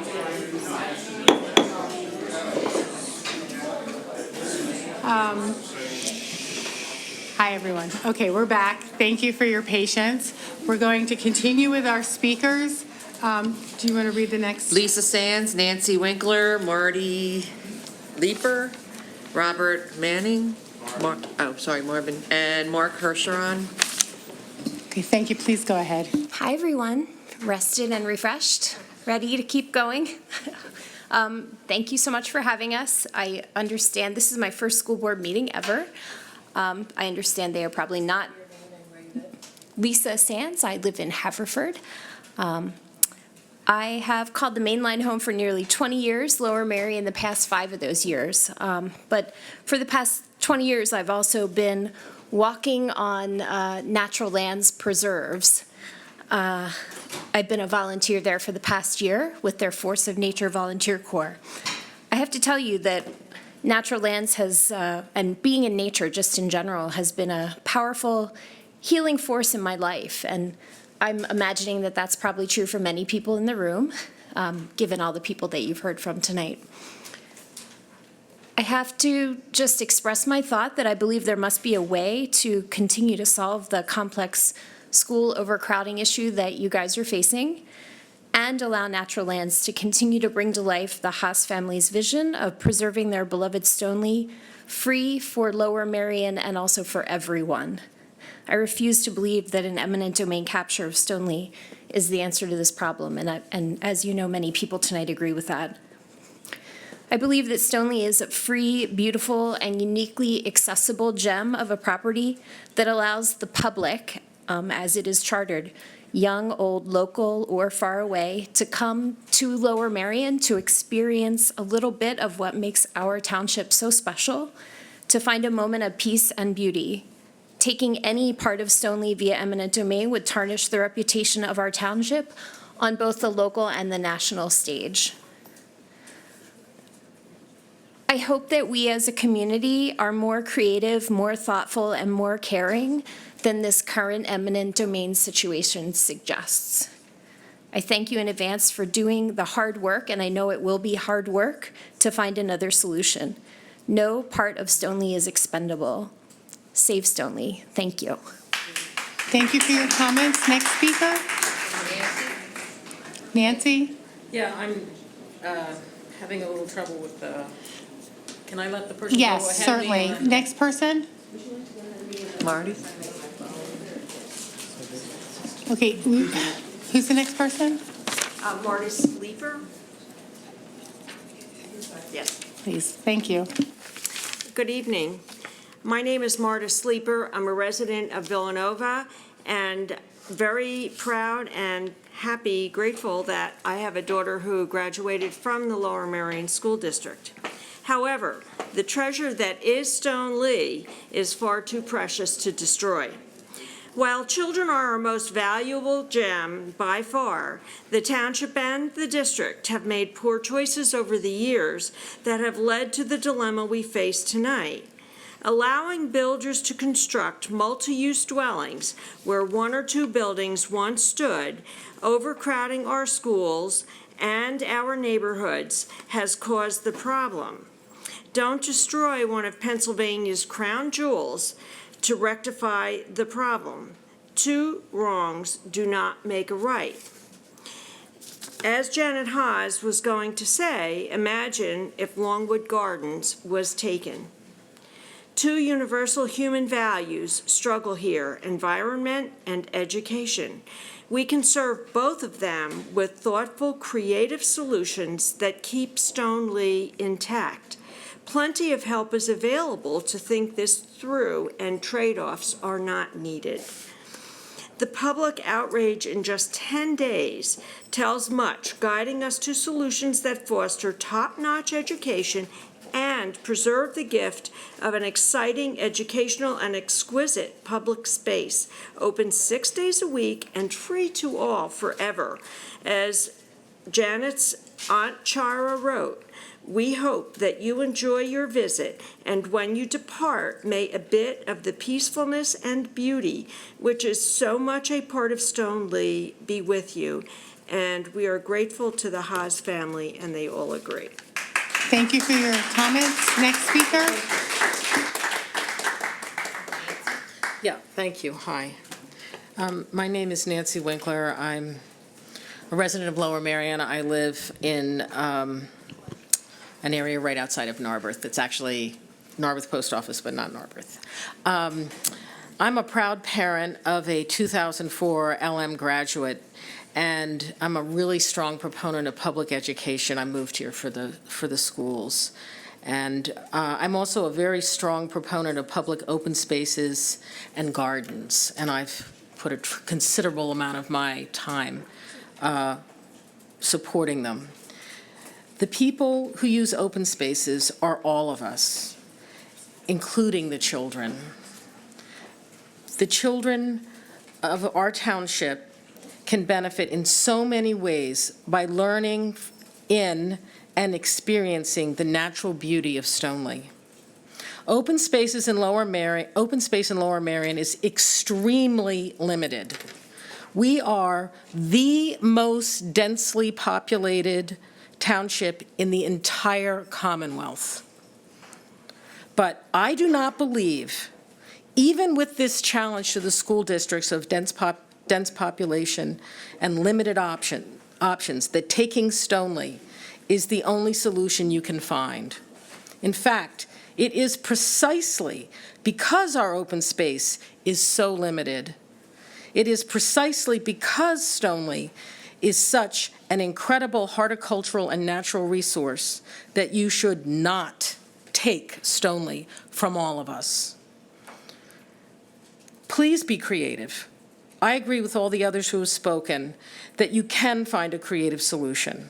Please explore more the estate options at St. Charles Seminary.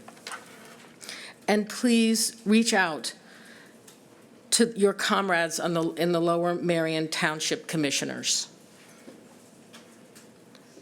you guys need to work together on this. I hope you can find a way to do that. As a parent of a former student, I understand the pressure that you face. Chris went through the school district during a period of extreme overcrowding. In his junior year, he took math class in the former auto body shop. It was a terrible place to try to teach a student. And yet, when Chris continued on in math, and ultimately, even at the PhD level, took extraordinarily challenging mathematics courses, and he was always so grateful for the foundation that he received in Lower Merion High School. It was the teachers, not the facility, that taught him, and for which we are so grateful. Thank you very much, and please also, let's not make this some kind of make Lower Merion a national laughing stock for trying to move forward in this matter. Thank you for your comments. Next speaker. My name is Dr. Robert Marvin. I'm a retired cardiologist, 40-year resident of Wynwood with my wife and my 3 boys who went to Penn Valley. Having not been able to hear this whole meeting because of the unprecedented attendance of the residents of the township, I rise to oppose the condemnation of Stoneleigh, and I believe that the condemnation for the school is wrong. The school board and the board of commissioners have abdicated a constructive planning for over 2 decades, and we have seen exorbitant illegal school taxation. We only see increased condos with increasing school population. In summary, the comments tonight show that Stoneleigh should not be touched. Thank you for your comments, sir. Next speakers. Mark? Okay, he's not here. Michelle Casale? Carol Boslett, Robin Samet, and Elena Thomas. Okay, there we go. Can you say your name when you start? Yes, Elena Thomas. I'm a Villanova resident. I'm a third-generation resident of Lower Merion. I went through all Lower Merion public schools. I'm now raising a 3-year-old and a 9-month-old who will be going to Lower Merion public schools. And do acknowledge, of course, I think the problem with this debate is it's put the community in a debate about public space versus a great education. And I think that's a false choice, particularly that those of us lucky enough to live in this township should not have to make. I take my children over to Chanticleer and Radnor every Friday, and of course was thrilled to have a place in our township where we could do that as well. And at the same time, I recognize, I am concerned about bringing my children into a school district where the cost to educate per head has been alluded to vastly exceeds surrounding townships that are now outranking us in education. And I think that one of the things that has not been made clear, I would love to hear in future meetings, is why a property like Lankenau, the answer can be, well, they're not interested, so the conversation stopped. Clearly, Stoneleigh's not interested, and that hasn't stopped the conversation. So that's an area I think would certainly be of interest to us to hear.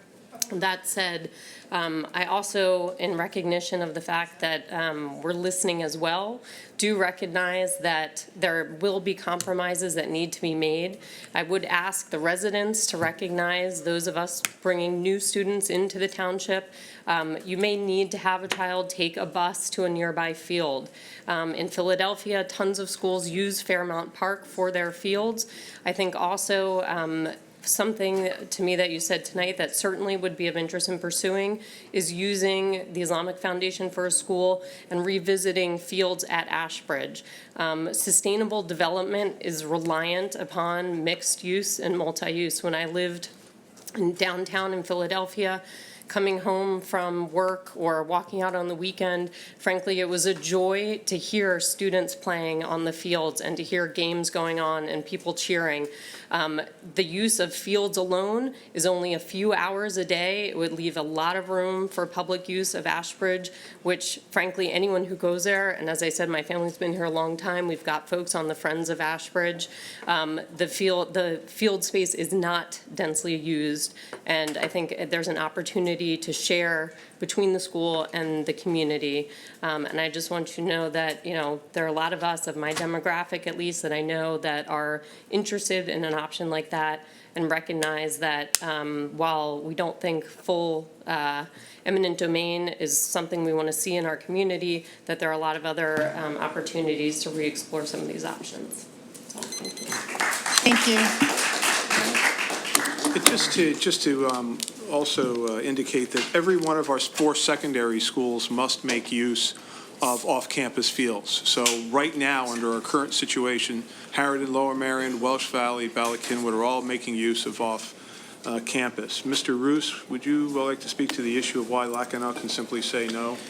Well, Lankenau's a hospital. You can't eminent domain a hospital. So that's one of the, and at this point, if you met Mainline Health and the St. Charles property, Mainline Health doesn't own that property. St. Charles owns it, or Archdiocese owns it, and you can't eminent domain that because it is an institution of learning.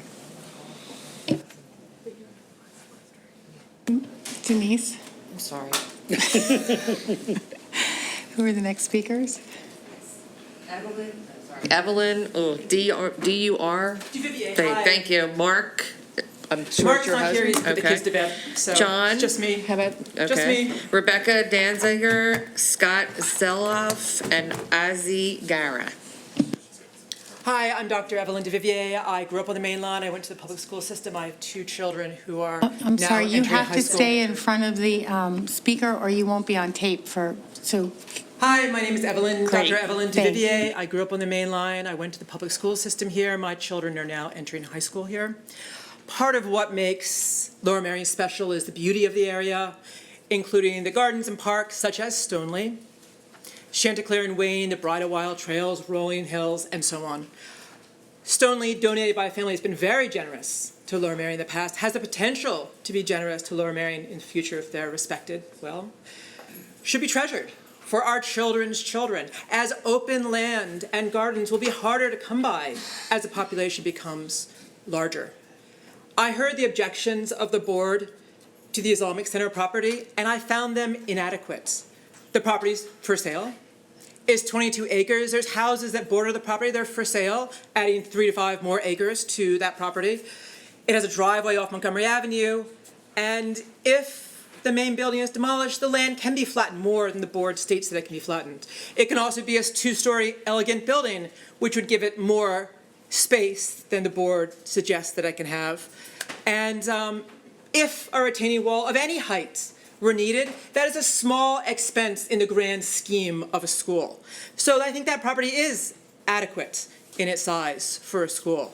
Finally, while it's lovely to have sports fields, I would hope that the newly built school will set aside space for engineering and computer science labs, as this school district has fallen significantly behind other public and private schools in computer science education and engineering, which are important to our children's success in this day and age, no matter what field they enter. Best to enhance the brains through hands-on STEM education than to damage their brains through football. So computer science, STEM education, and please don't take away a garden that we may never be able to recreate anywhere else in the future. Thank you.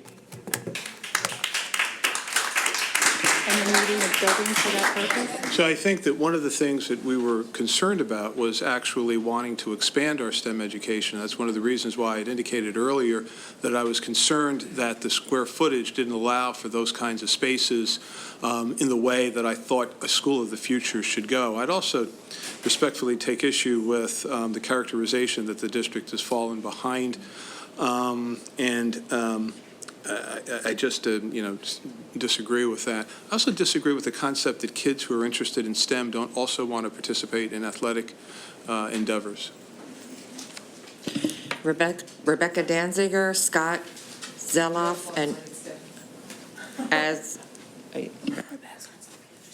My name is Rebecca Danziger. We live on Montgomery Avenue in Bryn Mawr, and I don't want to take a lot of time. I really hope you won't take Stoneleigh. I think particularly Spring Mill Road and County Line Road are not really adequate for school buses. There's a lot of traffic in the area already because of overdevelopment in Villanova in Radnor. So I don't want to take a lot of time, but I do hope you'll reconsider it. I absolutely believe in public education, although I wasn't educated at a public school myself. And I really appreciate the commitment of everyone on the board. Thanks. Thank you. Next speaker. Scott? I don't know if Scott's here. You're here? I am? Good. Go ahead. Thank you. I'm Scott Zeloff. I'm a Lower Merion Commissioner, and I want to first say thank you for moving up public privilege tonight to accommodate everybody. I know you did not have to do that. I want to thank you for your volunteer work to maintain our high-quality school district, which is vital in this community. So I'm here to speak for the residents that I represent. Some are here, others have left, others have let me know their views. So in addition to high-quality schools, you've heard that this community values open space, especially open space that's donated and preserved. And you've heard that residents are shocked, appalled, and angry that Stoneleigh's been targeted by the school district. They told me on Election Day, over 12,000 as of this afternoon have signed the online petition. I've never heard so much anger, such public engagement on a local issue. So Stoneleigh was donated, preserved, improved, and is now open to all. And 100% should remain preserved forever. It's protected by one preservation easement. The 7 acres has been mischaracterized as a developable parcel. It is an insurance policy that can be removed from the protective easement only by the property owner, the Natural Lands Trust. Recently, Lower Merion Township approved a comprehensive plan, as you know. It had significant community input. The interest in condemning all or part of Stoneleigh is contrary to that comprehensive plan. That plan recommends protecting valued open space and scenic view sheds under all development conditions. I believe some of you participated in the community facilities element of the comprehensive plan, and that recommended an intergovernmental working group to explore this once-in-a-generation potential investment in a new school. The Stoneleigh idea was never considered by that working group and was not evaluated by such a working group. There are other options for projected school district enrollment. So if the school district seizes Stoneleigh, who will ever donate land here or anywhere? I understand that the school district has never used contested condemnation. Don't start now. I ask you to withdraw the letter in which you expressed potential condemnation for this majestic community treasure. Thank you.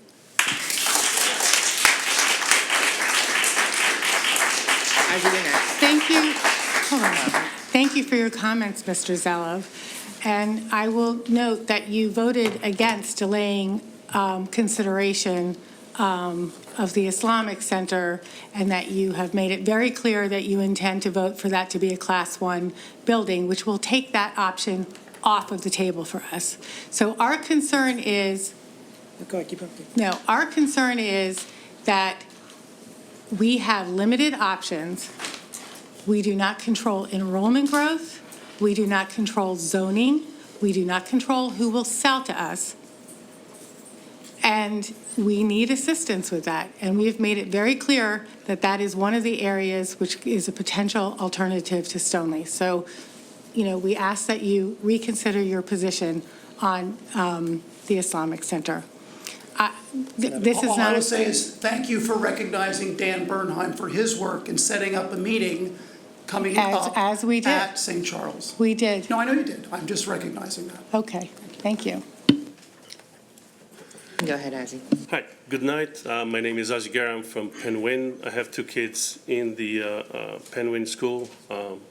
Well, at least tomorrow they're going to be in the school. I wanted to bring one issue that wasn't brought up tonight. We had yet another student walking to Penwyn who got run over by a car. This is not the first time that this happened recently. I understand why it wasn't brought up today because, well, basically this meeting was a one-issue meeting for the most part. But this is the reason why those of us who don't come just to one meeting but come every month are pushing you very hard to look for options for new schools because the pressure in the existing schools is becoming unbearable.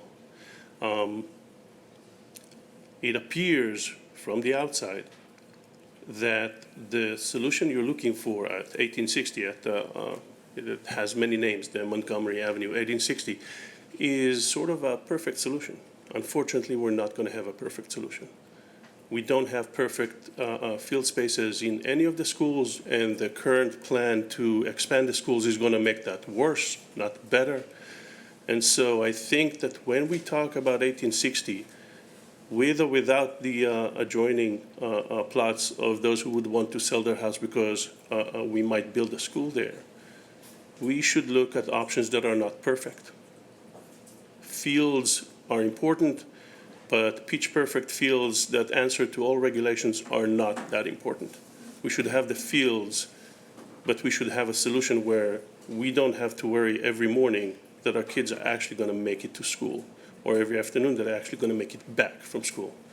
That is really not an option. Thank you, and thank you for the time. Thank you. I just don't want the perception to be that if it was, and I'm not sure it was, that the population is what's causing the accidents. And if that's not what was meant, then we can move on. In the first incident of a child, it was about 1.5 years ago, the car went into a crosswalk, but they were actually driving away from the school. In the last incident, if it's the one I'm thinking of, a parent was walking their child to a preschool program, and if it had been during school time, the child would have been eligible for busing. I'm sorry. I know I'm not supposed to engage in a No, discussion. I'm sorry. But I am just sorry. 1 second. I walk there Excuse every me. day. If you want to walk with me, Mr. Copeland, you can. We'll see what we think then.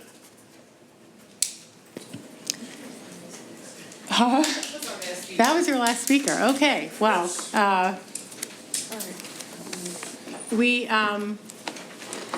at this time, I just want to say that we appreciate everybody taking the time to come here this evening and share your perspectives and your comments with us. We realize it was a long evening for you, and so again, we appreciate your taking the time. At this time, now we actually are going to our agenda, and I'm looking for a motion to move our agenda to a consent agenda. Do I have a motion to do that? So moved. Do I have a second? Second. Any comments or concerns about this? Okay. So all in favor, say aye. Aye. Opposed? Abstain? Okay, the motion passes. I would, if you just give me 1 second here, I need to move ahead.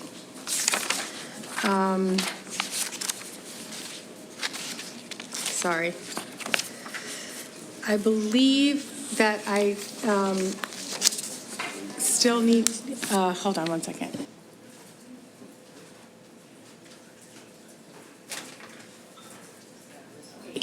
At this time, if there is anyone who has not spoken but would like to speak, I will offer that opportunity. If you could come and sign in right now. And again, if you have not, if you haven't had the opportunity to speak and would like to speak, please come sign in right now. And I'm going to close the list after these people then, okay? Thank you.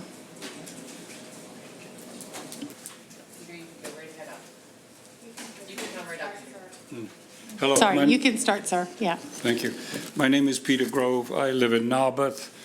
Was a former teacher at Friends Central Lower School. Was a science teacher for 30 years. Was a trail master for the Bridle Wild Trails Association. I've been on the board at Riverbend, Saunders Woods, different places. I need to say that as I see the development going on in this township, you are going to get more and more and more people here. There is a fault that the zoning in this township has allowed these multi-story and single-story, double-story buildings on land everywhere. We lost the Maybrook land, and now 280 families are moving in. Does this mean that we have to lose the last few open spaces we have? That Maybrook apartment would have been a wonderful park, conference center, whatever, for Wynwood and Narberth. To take my child to an open space, I have to drive to Rolling Hill. And we only got Rolling Hill because we all spoke up to stop it. I took my 4th grade students to the hearings. You cannot afford in Lower Merion to lose any more open spaces. In the years I've lived here, I've seen them go. We just lost stuff on Old Gulf Road. You cannot reduce your township to a place of baseball fields and buildings and nowhere to take your children. Thank you very much. Thank you, sir. Alexandra O'Neill, Wynwood. First of all, I want to thank you all for your time. I was here 2 months ago, and I thought that meeting went long when 130 of us showed up. I'd like to ask you all to stop raising options like Ashbridge and Stoneleigh that you know will be divisive to the community. Many of us who've been here and speaking up for the concerns for the overcrowding issue in the school district support protection of Stoneleigh. To even put it on the table distracts from the conversations that we need to be having about creative solutions with sites that can be used without creating this divide. As a resident of the Green Hill condominium, which for the record has been around since the 60s, so it doesn't play into this new building piece of it, and there are, I think, over 700 units there. I've been there for 13 years, and I've seen the demographic shift dramatically. We were the youngest people when we moved in there 13 years ago. We have an 8-year-old. There are buses to the elementary school, the middle school, the high school. There are a lot of kids into the district now. I don't see that changing. I wish that we could get so many people here to talk about the problems with overcrowding as we did tonight, because we're losing green space at the schools. Again, Stoneleigh is important and we need to protect Stoneleigh, but we need to be able to protect the green space at the schools. And as I don't know his name, but I was gonna actually bring that up, I had that in my notes, the fact that another child got hurt. Because it is crowded, it's very congested in the areas where there are lots of walkers and lots of people who are driving their kids to school, or the buses coming in as well. We should all care about the children in the district, all of us. We should all care about preserving the green spaces. And I look forward to continuing to be part of these meetings and the conversations, and hope that we can find ways to bring the community together and not tear us apart. Thank you all. Thank you for your comments. At this time, Mr. Roos, can you read the Sunshine Act? Yes, there was an executive session last Monday, May 14th, regarding real estate and potential litigation. There was also executive session tonight regarding the same topics. Okay. Our next regular business board meeting is June 11th. Our committee meeting dates include Wednesday, May 23rd at 8:30 a.m., communications, Tuesday, May 29th at 8:30 a.m. curriculum, Thursday, June 7th, facilities and purchasing at 8:30 a.m., and Friday, June 8th, policy at 8:30 a.m. And again, we've got our last diehard people here who are hanging with us, so we appreciate it. We appreciate everyone's comments, and we are now adjourned. Have a good evening.